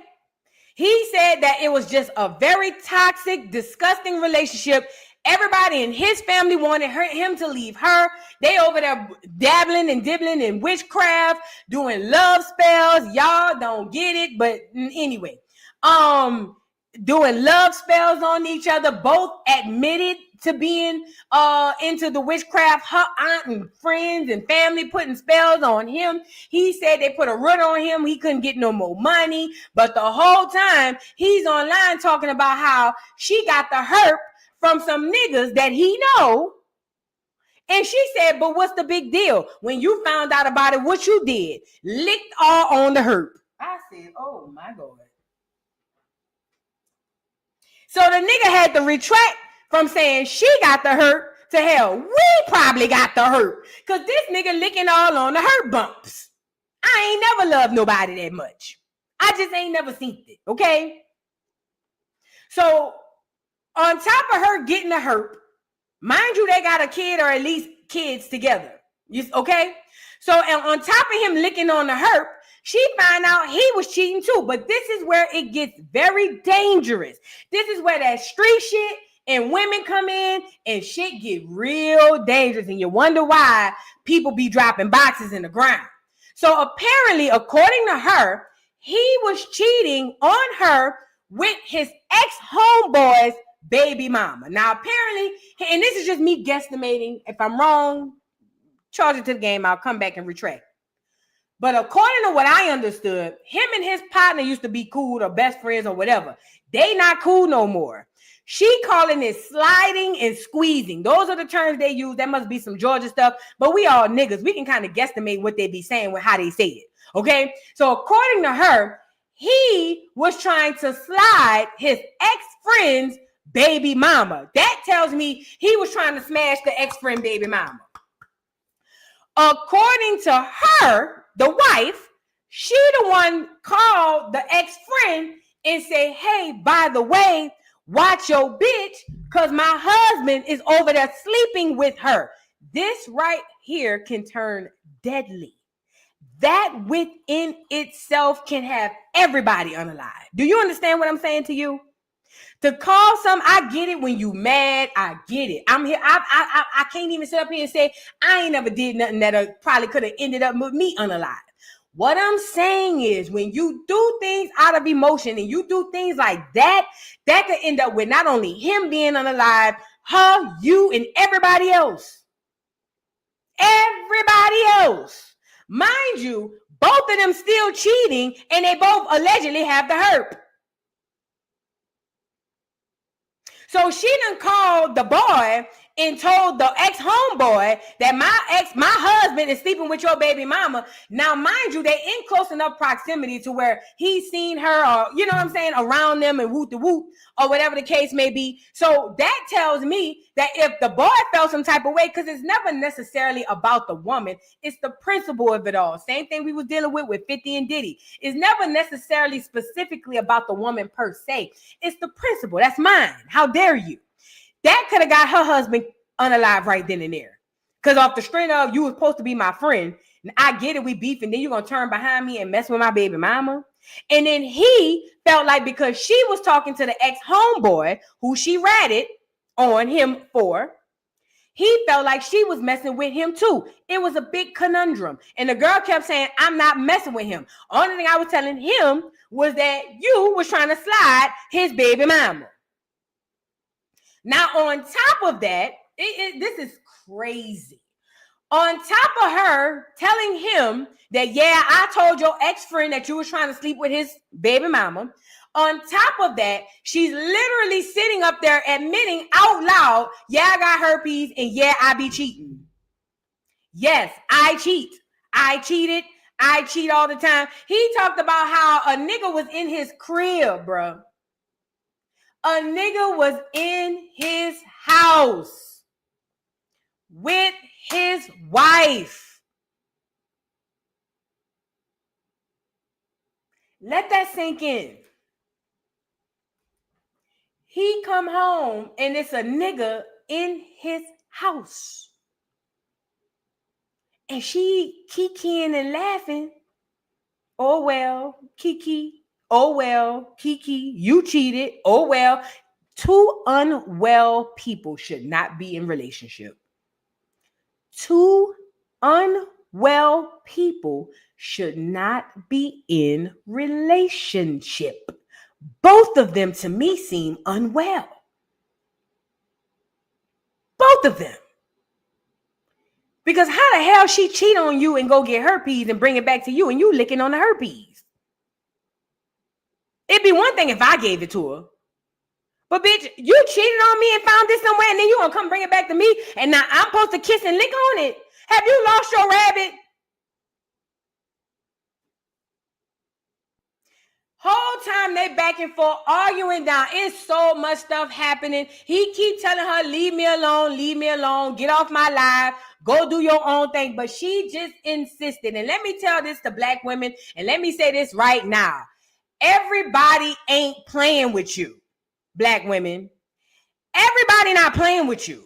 Everybody is not gonna not kill you. Some people will kill you. Let's just say the quiet part out loud, black women. Some men will kill you. Yes, even the men you love, some of them will kill you. Y'all be thinking this shit is a game, and I don't quite understand. And instead of y'all getting on here and using this as a teachable moment and saying, yo, in the future, we need to teach young girls not to do X, Y, and Z, y'all really on here saying that anybody say other than she was a victim, that they victim blaming. Y'all is crazy. But let me tell you something. I have a daughter. I can't tell you about yours, but I got one. I got a child. I got a daughter. And I'm going to teach my daughter how to stay away and maintain her safety around stuff like this and to get away from stuff like this and not put yourself in situations like this. Because this ain't about man versus woman. This ain't even about the gender wars. This is about sometimes y'all motherfuckers got to sit the fuck down. Unless you want to lose your life. Now, what you want to do? You want to be a dead victim or a live victor? What you want? Because there's no way. Y'all letting this internet fool y'all with real life. Do you want to be a dead victim or a live victor? This is a real question. Because y'all want to make it seem like a lot of black women on the internet like to make it seem like anything that happened to a woman is automatically everybody else's fault except a black woman. Sometimes her antagonizing him, and he told her twice, I'm going to kill you. Twice he said it. Bitch, how many times he got to tell you that? I'm going to tell my daughter when a nigga tell you the first time to get the hell on. But y'all want to make her to be the victim so bad that you can't see that, hey, the nigga saying he gonna kill you, girl, you might want to leave. Because that's what I would have called my sister. Bitch, get out of there. That nigga gonna end up killing you and my niece or nephew. No. But y'all don't, but we live in a society now where if you say that, you victim shaming. Oh, I can't believe you would say that to her. So she should leave? Yes. Do the bitch want to live or no? Yes, she should leave. Yes, yes, yes, yes. Yes, she should leave. Are y'all okay?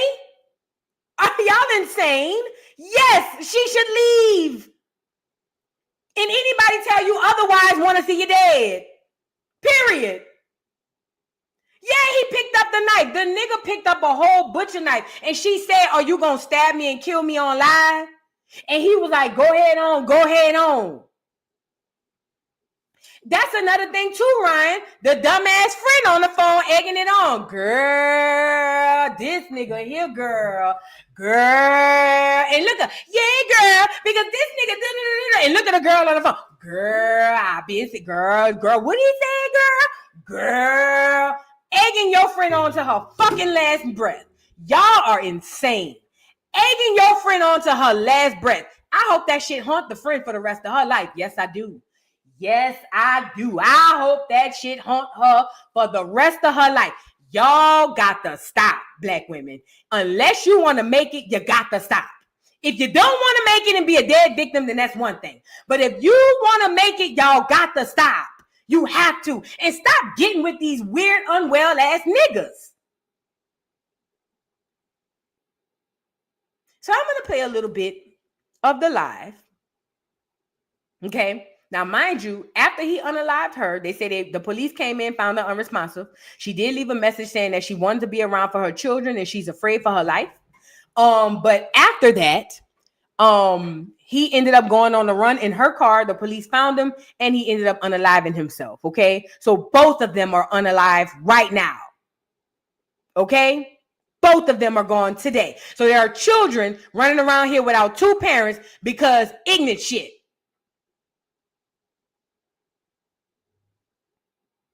Let's get into it. Get the likes up on the video, y'all. In Emmanuel County, around 9:30 last night, the Twin City Police Department and Emmanuel Sheriff's Office say they were called to Fifth Avenue about a domestic disturbance. Deputies. I got to die about that. You saw my shit. I gotta die if I tell what happened. Give me my phone. That's crazy, y'all. I ain't really die about it, so y'all won't know that tea right now. Give me my phone. Mark done got quiet. Where he at? He right here. He getting mad. He don't like the truth coming out. Doing my thing. He just said I got all my tattoos from She get pregnant. So I fuck around. I got what? And cheat while she was pregnant. First time cheating. I went in home about. That was your first time, nigga. About a year. Pay $100 for phone, never won't pay no bills. So again, she saying that, but I was paying bills when I wouldn't even stand here from prison. Well, you didn't pay when you stay here, shit. The motherfucker got down had the nerve to try to validate her cheating with me inboxing girls and shit while I'm in prison. Shit, I needed a pen pal. You feel me? So, I want the pen pal. What you mean? So she validated that while she around here getting fucked. Okay, so I come home, back to the point. She get pregnant. My daughter, a lot of y'all done seen on my page. I get called up cheating. So she calling my phone. She calling my phone. So she come and tell me, "Oh, I'll cook a lasagna, my boy."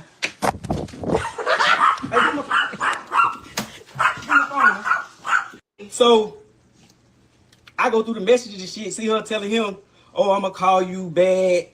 I'm on the phone with his mama and all this shit here." Yeah, like, now remind you, this this is a nigga that used to damn run with me. Woo, woo, woo. He used to run long with story you short. bitch first. Long You story. tried Naya first. Long story. Bitch, what the fuck that give you the right to go fucking? I ain't fucking you. See, pause. This that street shit.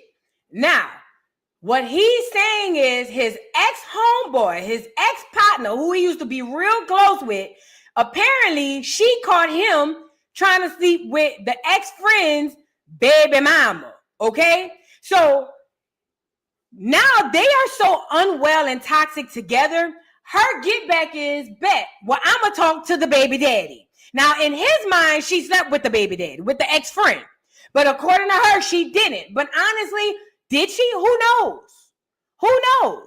So, but this is real street shit, because if he a street nigga and his partner a street nigga, that right there within itself could have got both of them unalived. And even the other girl. It's disgusting. It's nasty. It's disgusting. And they got herpes. So they over there sleeping and cheating like Diddy and them passing out the hurt. Both of them. So she throwing that cross with him and the ex-friend, that could turn deadly within itself with some real niggas. With some steppers. That was out of pocket. Y'all got to stop throwing these crosses with these niggas. Even if you thought he was messing with his ex-best friend or lady. Man, you got to... I'm not going to get in between that. Bros before hoes. Them niggas might get back cool with me and this nigga on Mad Day. Hell no. So now they arguing about that. You fucked her. Okay, I didn't fuck so what did they give you the right to go talk to him? No, I didn't. Okay, You slide him. You slide so him. it's your job to And I told. It's your correction. You told. You slide him and I told him. I said, "Why fucking your bitch?" Okay. Again, so she telling him. That white never touched me. She telling him, You keep telling everybody trying to vouch like, "Oh, he did some fucked up shit to you," and you did it to him. I'll be back, y'all. You keep running your mouth and beat your ass now. You did. Keep running your mouth. I told you sit back in the damn audience. Again, she don't talk, and I beat her ass. This is why I'm trying to get you. I'm finna get to the whole nitty gritty. She don't want me to tell the story. Nah, boy, you beat my ass when I was pregnant. I hadn't even talked to nobody. Bitch. Okay, so stop lying. This the type of bitch that get beat. Long story short. So he admitted to beating her. He said, "Yeah, I beat her ass." He said, "But this is the type of bitch to get beat." She said, "You beat me when I was pregnant." He said, "And this is the time." Remember, I'm gonna show you the brother who said that this is what they do.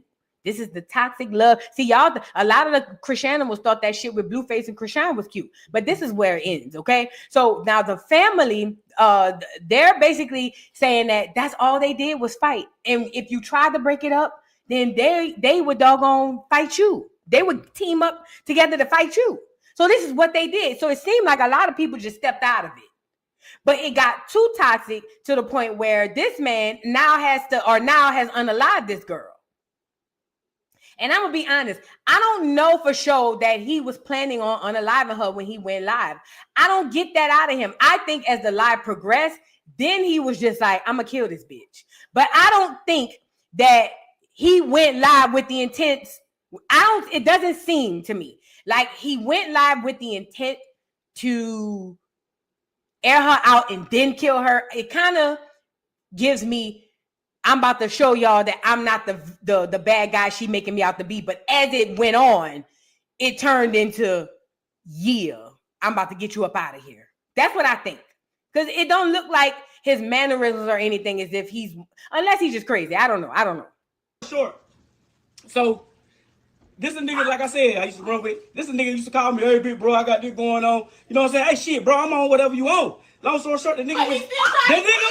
You tried his beat. Say something. You tried his beat. Say something in my life, bitch. Sit back and listen. You gonna say at me? Sit back and listen. I So he went and grabbed a knife because he's saying that his friend hit him up and was like, bro, what you own? I'm hearing about my baby mama, whatever the case may be. He was like, and they had the conversation back and forth. She's in the background saying, but you tried his bitch. Basically, how you gonna be mad at him when you tried his baby mama? But then he literally turns around and grabs a knife and she said, oh, you gonna stab me? So he done already told her he gonna beat her ass. Now he grabbing knives. Let's get back into it. again, she don't talk, and I beat her ass. This is why I'm trying to get you. I'm finna get to the whole nitty gritty. She don't want me to tell the story. That's why she Boy, you beat my ass when I was pregnant. I hadn't even talked to nobody. This the type of bitch that get beat. Long story short. So, this is a nigga, like I said, I used to run with. This is a nigga used to call me, hey, big bro, I got this going on. You know what I'm saying? Hey, shit, bro, I'm on whatever you on. Long story short, the nigga was. You tried his bitch. Say something. You tried his bitch. Say something else in my life, bitch. Sit back and listen. Oh, you finna stab me? Sit back and listen. Oh, you finna stab me? He lied, though. If I get off the line, you ain't gonna make it out the door. And I'm gonna do it to you. So the best thing for you to do is shut the fuck up and listen to the line.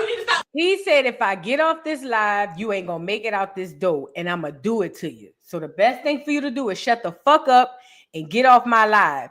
She should have got the fuck, even if she missed the first 10 doggone clues that this man ain't playing.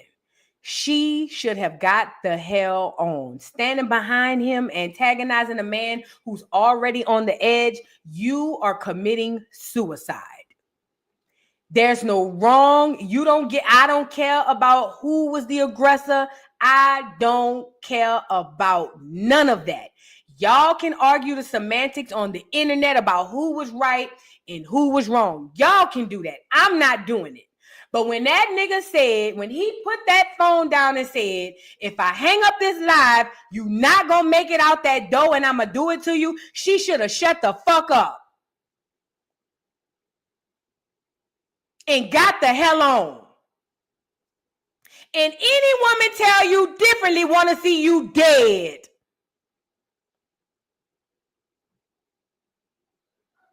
You cannot control the actions of others. You have no control over what another motherfucker gonna do.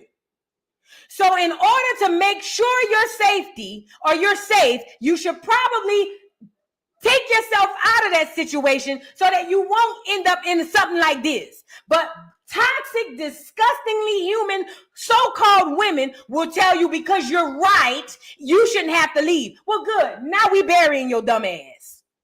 Now we burying you. She should have got the hell on. The nigga done picked up a knife. The nigga done told her he was gonna beat her again, admitted to beating her not only once, but even while she was pregnant. He done told her how many times I'm gonna beat the fuck out you, and she's still in the background. Y'all are insane. Y'all are crazy. I'm a woman, and I probably would have wanted to put hands on her. Shut the fuck up. And I'm a woman. Not saying that she deserved what she got, because this young lady does not deserve being killed. That is not what I'm saying. What I'm saying is we need to use this as a learning tool. Instead of trying to go back and forth with these unstable niggas that we want to be with, instead of going back and forth with these unstable niggas, how about we talk to each other and teach each other how to get ourselves out of those situations so that we can make it home to our children? How about that? How about sometimes shutting the fuck up, even if you feel playing about it? Sometimes shutting the fuck up could save your life as a woman. Has anybody ever thought about that? Sometimes as a woman, shutting the entire fuck up can save your life. Has anybody ever thought about that? Just not saying nothing could literally spare your fucking life. This is a nigga who beat her when she was pregnant. I don't put nothing past this nigga. The moment that nigga tell me shut the fuck up, bitch, I am zipped lipped. Are you okay? Girl, wait till you leave. Call your home girl. Oh, bitch ass nigga, hoe ass nigga. Do all of that. I'm here for it. But shut the fuck up. You about to die, bitch. And you know what type of nigga you got because she even spoke about a little bit, but she even kind of hinted at the fact that he's had a murderous, violent past. So you know what you got. Shut the fuck up. Shut up. Everything don't cause for a response. I get it. I'm a woman. Sometimes the mouth just go and our brain can't stop it. I get it. I'm a woman. But in situations where things can turn deadly, sometimes just not saying anything will literally save your life. I'm just saying. I'm not saying all the time. But there are some times that just shutting up can literally save your life. And I believe that if this girl had left any one of these times he had told her, leave him alone about that live, I believe that they would still be here. Now, for how long, I don't know. For how long, I don't know. But I believe if she had just allowed him to get on this live, and even if he lying through his teeth, if she had allowed him to get on his live and let him do this whole live, I believe she would still be here today. I do. She antagonized this situation from the moment he pressed live. He already on 10. He already mad. He already feeling some type of way. I'm pretty sure his past few recent years done played in the back of his mind. He already feeling played. And here you go. And here you go. Just chill, bro. You want to live. I want my black women to live. Just chill. Just, you know what I'm saying? Like, sometimes read the room, read the person, and just chill. Give him that time. Let him get on live and say whatever he wants to say. Girl, go live tomorrow and debunk it. Who cares? But let's be safe enough to make it home, or at least to make it back to our children.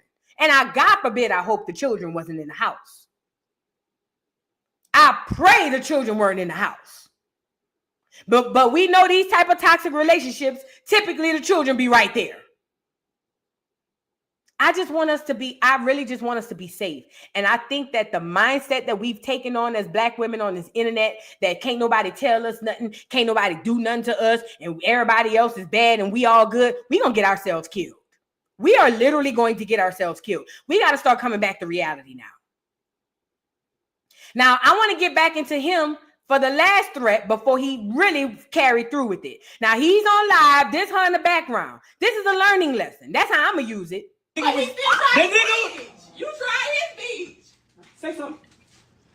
You tried his speech. Say something in my life. Bitch, sit back and listen. Oh, you finna stab me? Sit back and listen. Are you finna stab me? He lied, though. If I get off this line, you ain't gonna make it out the door. And I'm gonna do it to you. So the best thing for you to do is shut the fuck up and listen to the lie. You need to stop lying. I'm telling the story, bitch. You lied, though. The fuck? But you're lying. I ain't lying about shit. You know how that she don't want me to tell it because she knows she's slime. Oh, my kid, you slime. You talk to that nigga bitch. Okay, again, let me tell the story, bitch. Oh, my kid, you slime. You try that nigga bitch. And you Again. Bitch, I got all screenshots. I'll be back, y'all. So I'm assuming sliding means cheating. So he's saying you slide, and she said, but nigga, you sliding too. You fuck that nigga bitch. So it seems to me like they were both, well, that's what it is. They both cheated on each other. I swear you'll die. I gotta die by that. Now he tell her, now this is the last warning before destruction. Now he straight up tells her, I swear you'll die. This is what's happening right here. When she was on live, she grabbed this phone and she was giving her side. She said, and I don't even want to bring up Udi. And he literally said, you talk about that, you gonna die. Now, black women saw that and said, oh, he must have been gay. I didn't get anything gay out of this. I watched a whole hour-long live, and honestly, to me, I didn't get no gay tease out of anything from anybody. It gave to me they were both recklessly cheating on each other. Yes. But they got some street shit going. But gay, I didn't catch none of that. So she said, you don't want me to tell him about Udi. He tells in the background, you're going to die about that. And this is her response to him saying, you're going to die if you tell me about the Udi stuff. If you tell them about the Udi stuff. To tell it because she knows she's slime. Oh, my kid, you slime. You talk to that nigga bitch. Okay, again, let me tell the story, bitch. Oh, my kid, you slime. You try that nigga bitch. And you Again. bitch, I got all screenshots. I'll be back, y'all. I swear you'll die. I gotta die by that. You told my shit. Damn, bitch. Give me my I phone. gotta die if I tell what happened. Give me my phone. That's crazy, y'all. I ain't really gonna die behind this, all y'all won't know that tea right now. Give me my phone. Mark done got quiet. Where he at? He right here. He getting mad. He don't like the truth coming out. So the last straw was her mentioning the Odie guy. Now, I went and saw the brother, and we're going to get into him and what he had to say. And according to the brother, he's saying that it wasn't nothing gay, nothing to do with any of that as it pertains to this Odie situation. According to the brother, the reason why he told her not to say anything about the Odie stuff is because Odie was allegedly his ex or his best friend. And legend has it, allegedly, they're saying that this guy had something to do, or at least he was the trigger man for the unaliving of his best friend, Odie. And they're saying that, he went to the funeral, cried with the family in front of them folks, and made it seem like he really was sorry when he really allegedly was the one who pulled the trigger. Okay? Allegedly. Okay? So Odie was robbed and unalive, and they're saying that she was going to come on the internet and tell everybody that he backdoored his so-called best friend and got him killed. So that's why they're saying that he said, if you say something about that Odie shit, you gonna die. And let me tell you why, because you know how big of a can of worms that opens. And that's another thing too. Sharika, yes, he's fighting demons. He's already, this is what I'm saying. She knows what he's capable of. She knows. But she still play with this nigga like that. I don't understand that. I don't understand that. So according to the brother, like the brother said, he didn't want her to mention that he had something to do with his best friend being killed and robbed, and he was the one set it up. So that's why he said at the end, and I'm gonna run it back one more time. That's why she said, and you ain't gonna catch her saying the Odie part, because by the time she said, I guess the video cuts off. But that's why she's saying, he said, you say that shit, you gonna die about it. You slide. You talk to that nigga bitch. Okay, again, let me tell the story, bitch. I'm not bitch. You try, you slide. You try that nigga bitch. Again. Bitch, I got all the screenshots. I'll be back, y'all. I swear you'll die. I gotta die about that. You told my shit. Damn, bitch. I gotta die if I tell what happened. Give me my phone. That's crazy, y'all. I ain't really die behind this, so y'all won't know that tea right now. She's sitting up there smiling and kikiing while this boy going through a life crisis and don't even realize it. I get it. He may not even be looking like it, but that nigga going through hell and high water. And she over there smiling. She openly admitted, yep, I got herpes. And you licked it. And nothing he's saying is penetrating her. Yet it seems like everything that she's saying is fucking piercing his skin. And I think that's part of the agitation and the escalation of the agitation, okay? So she was about to get on here and say that basically he had something to do with his best friend being unalive. And that's where the brother came out and said that's not true. And we're going to get into what the brother had to say. The brother basically came on here to shed some light on things that's been happening and stuff that's in the news. He basically admitted that they both had issues. Shout out to the brother.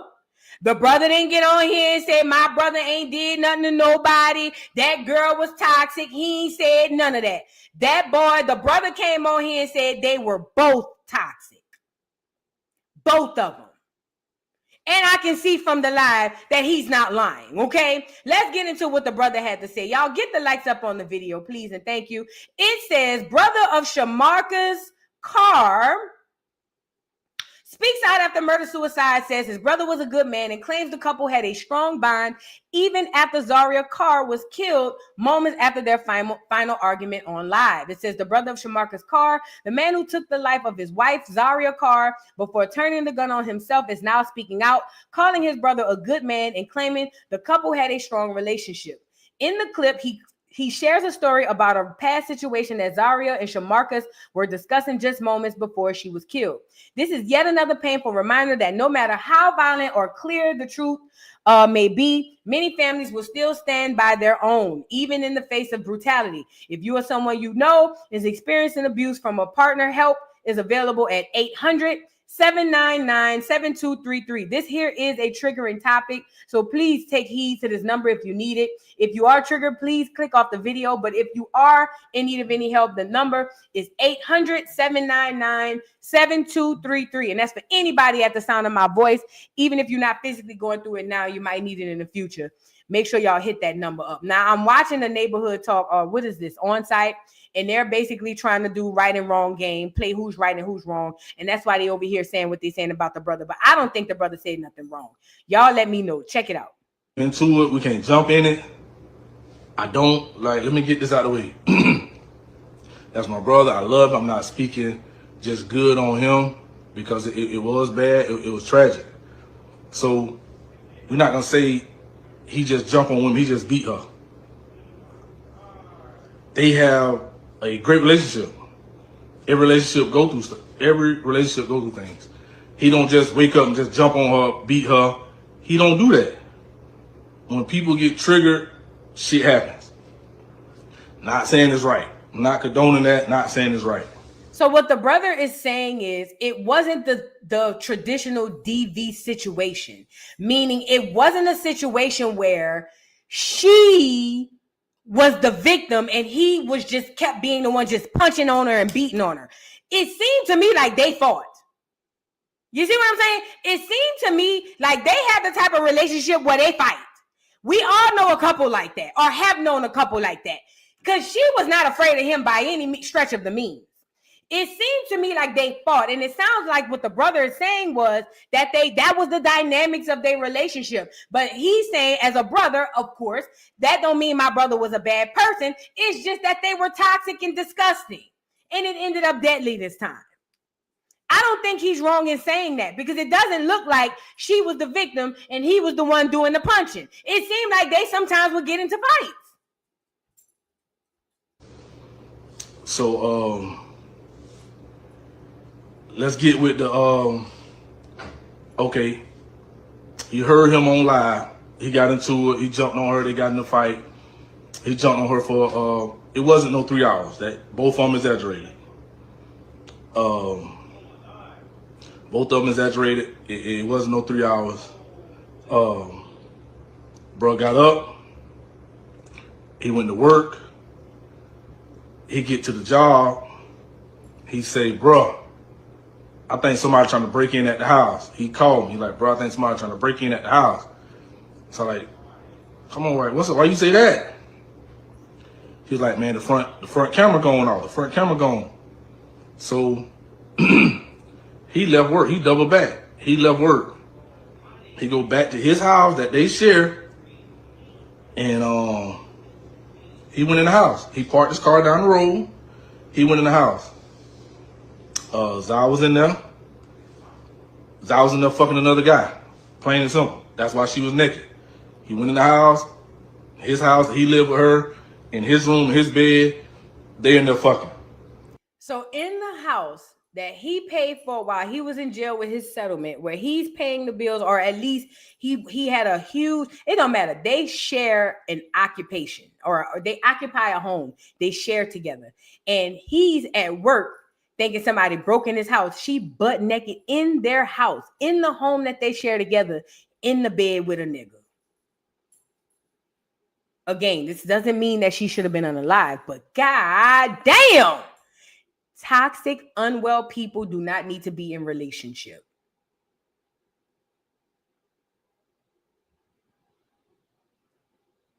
I'm just saying. Just as bad of a person it seems like he was, seemed like she was just as bad too. Both of them seemed like they were bad people, as far as relationship wise. But that's big. He done had a butt-ass naked nigga in his house.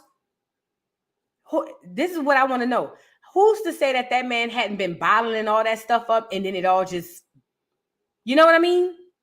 Because he done stuck around for a lot, it seems. But who's to say he hadn't been bottling all this shit up and this was the last straw? He lost it. He jumped on both of them. When he fighting with the dude, tussling with the dude, she run out the house, jump in the car. She go to the police station. He get up, chasing her, fuck the dude, left the dude in there, whatever. Chasing her. He drive crazy, mad. He drive right up to the police station. He get there, she's standing outside the car, naked. people saying they surprised he didn't shoot her then. Honestly, they cheat on each other. That's what they do. Like, that's the dynamic. So I guess she josed him while he was in prison.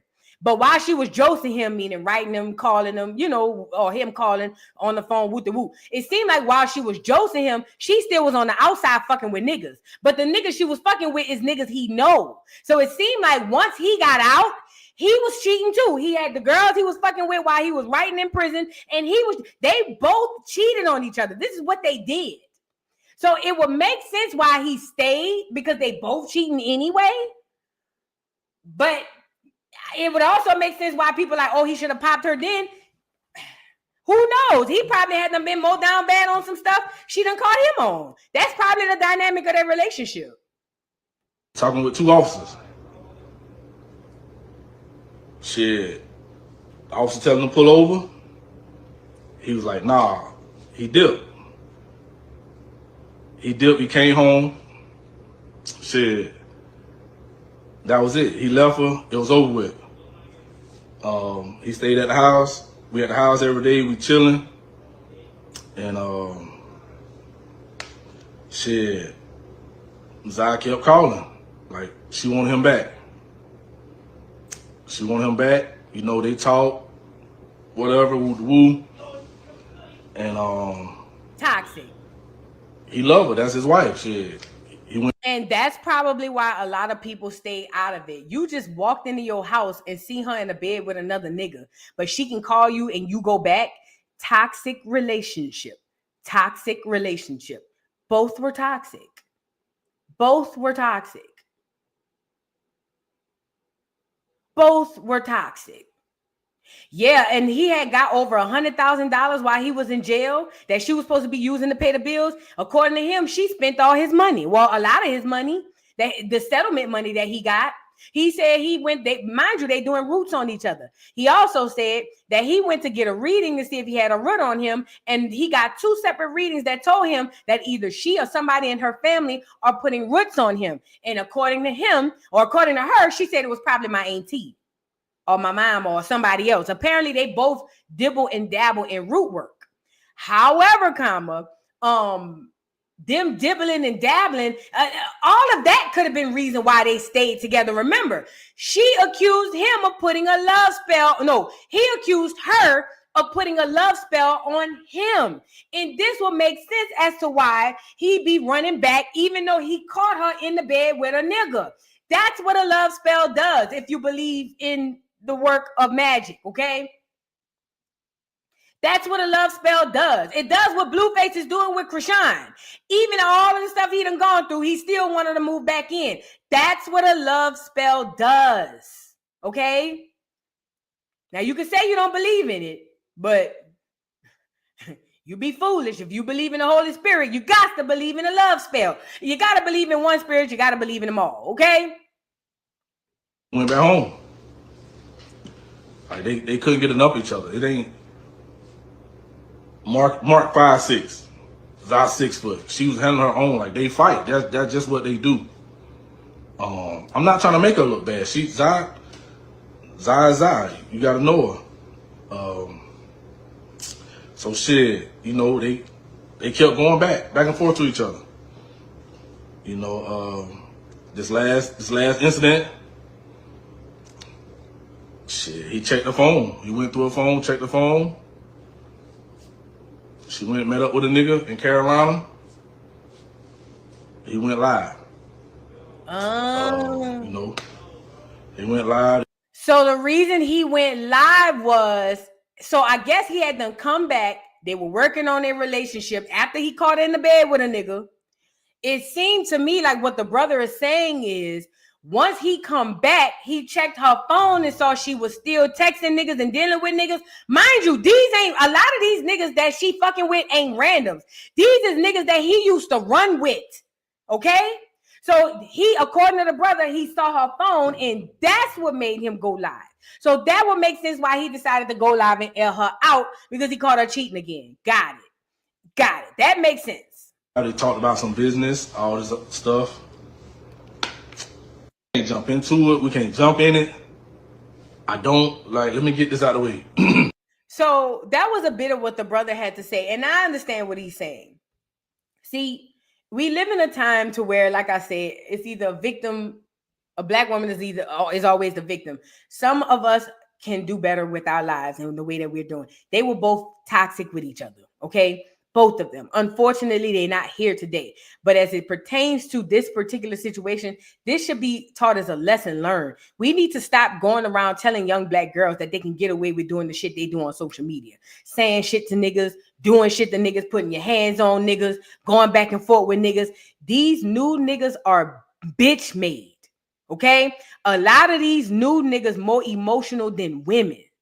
Y'all sitting up here thinking because you get to go back and forth with these niggas on the internet that the same thing gonna happen in real life gonna get us unalive, bro. We gotta think smarter than that. These dudes too emotional. And listen, the difference between an emotional woman, my bad, I'll get it. But the difference between an emotional man and an emotional woman is the ability and the capabilities that said person has. An emotional woman, for the most part, now don't get me wrong, a woman can unalive a man. She can definitely do that. But for the most part, when it comes to an emotional woman, she'll probably cut your clothes up, flatten your tires, might fight you, things of that nature. Because as far as her capabilities of what she can do, she can only go so far. But as it pertains to an emotional man, now he has the capabilities to do things far beyond your control and imagination that could ultimately get you in a situation that can get you killed. So a man is automatically stronger than you. He has access to firearms and things of that nature that most women don't have access to. So now you put this emotional man in a position to where you're going back and forth with him. What do you think the outcome is going to be? What do you think the outcome is going to be? It's not about right or wrong. It's about being alive to be here with our children. That's what this is about. It's not about who's wrong and who's right. Because if I go through this comment section right now, it's a bunch of women talking about niggas and a bunch of women liking the comments. And I'm here for it because niggas got their shit like women do too. But what I'm saying is, if you don't address the wrongs, the things that she did wrong to land her unalive, we're going to be burying far more black women with the mindset that we have. That young girl's mindset was warped to even be with this nigga, first of all. But secondly, to be with him in the capacity she was with him, handling him, doing the things that she was doing, that you can't do that to emotionally unstable creatures. You can't do that. And it's not about who's right and wrong when you dead. Nobody cares when you dead. Nobody cares when you're gone. Who was right and who was wrong? Okay, let's go for broke. She was right, he was wrong, but both of them dead. Now what? Let's go for broke. She didn't do nothing wrong. She was in the right, he was in the wrong, but both of them are dead. Is it worth it? It's not. It's really not. Going back and forth with these niggas, this ain't the 90s and beyond. This ain't back in the day when your mama could cuss your daddy out and your daddy just walk away because he had a thing called emotional intelligence. The new niggas ain't cut like that. They not cut like that. See, them old niggas used to have real jobs. They work 40-hour, 50-hour weeks. They might have another family, but they got shit to do and shit to lose. You can cuss them out and they going about their business, have a bill and say your mama crazy. These new niggas ain't got nothing to lose and nothing else going on but you. So you cuss them out, they might pop you upside the head and it might be the permanent pop. You get it? You just can't, you just can't. We in a different time. We just, you can't roll like you've been rolling. And this internet shit gonna get a lot of black women in trouble. The internet is not real when it comes to real life. The things y'all getting away with on this internet, you're not gonna get away with in real life. Stop talking to these niggas crazy. And I got a mouth on me. And even I don't talk to niggas crazy. Me and Miss Parker was just on the phone. I said, I know I run my mouth big, but I do not play with my old man like that. I don't talk to niggas crazy. I don't put my hands on niggas. I don't do none of that because I don't know what this nigga might do. I'm saying for us, we need to kind of adopt. You see what I'm saying? I just don't play with people like that. And we got to stop playing with people like that.